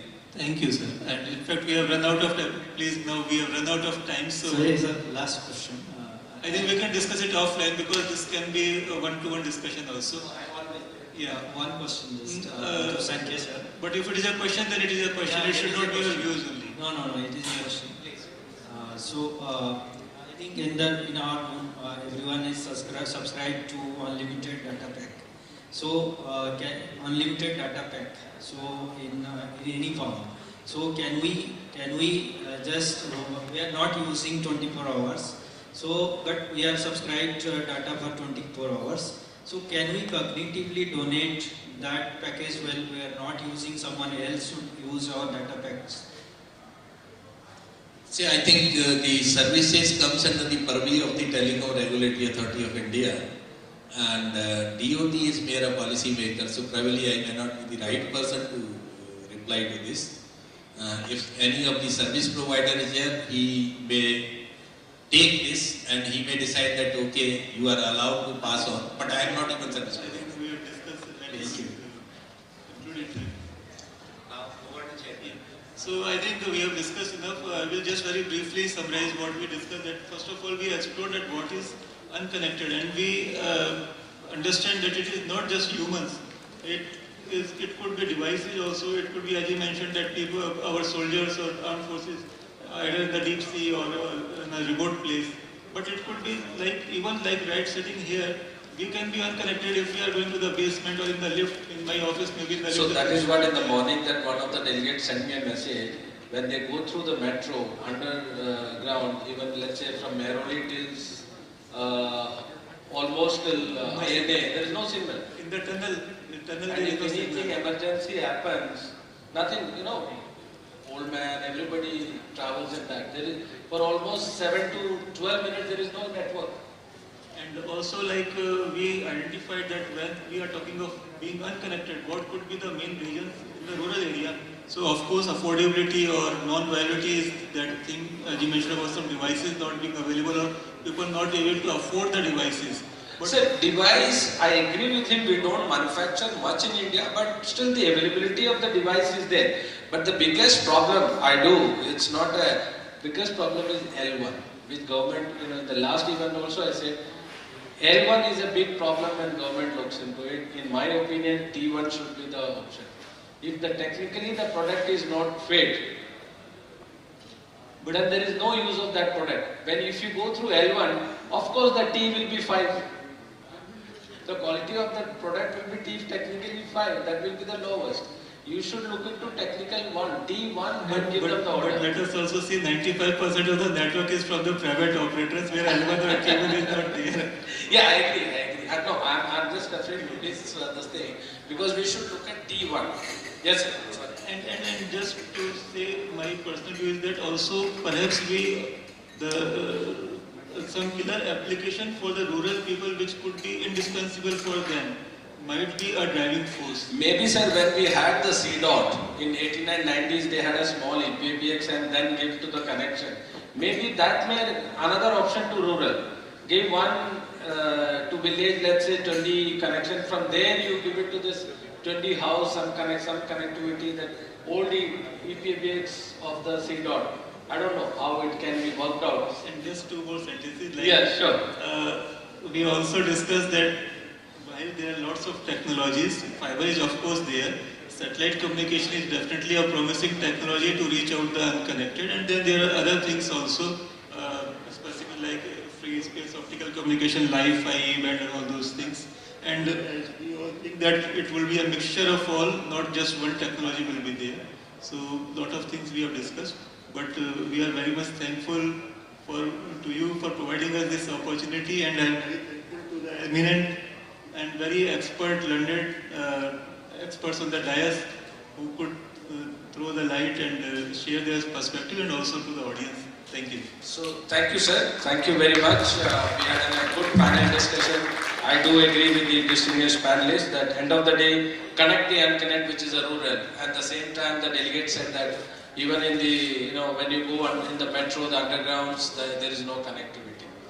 Having said that, sir, thank you very much. I would request the chairman to present the mementos to the distinguished speakers, sir.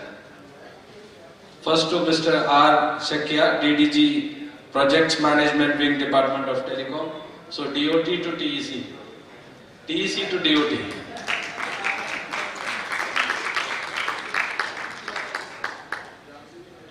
Then to Mr. Nitin Bhatia.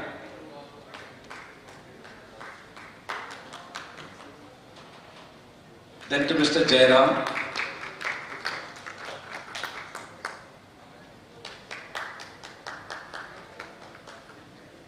Then to Sanjay.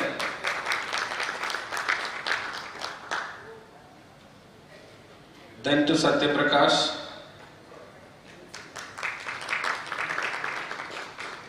Then to General A.K. Bhatt.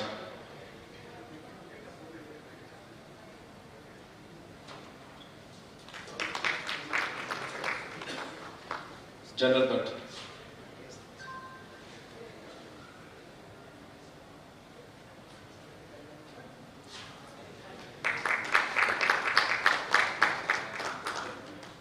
Sir, let me present a memento to you on behalf of Bharat Exhibitions.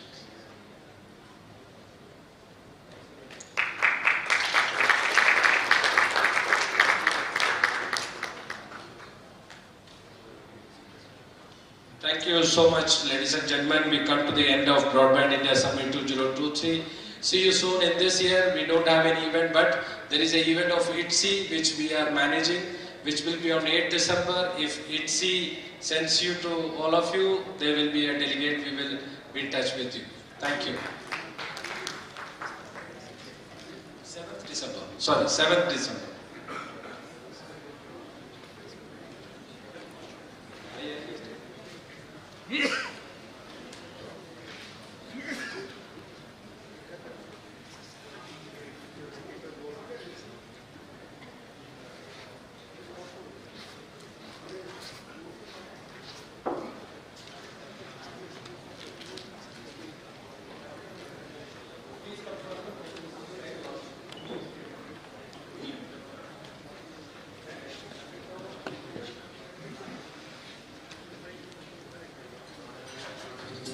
Where one day, every one of us will be connected.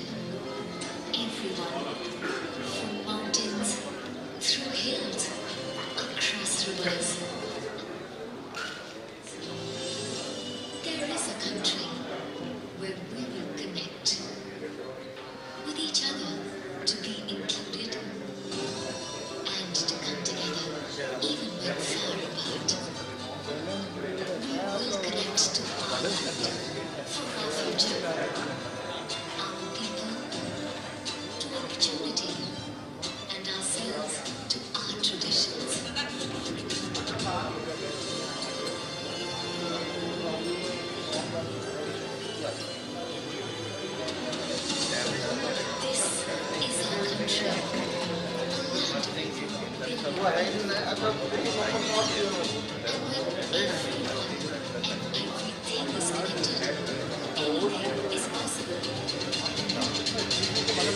Cisco, the bridge to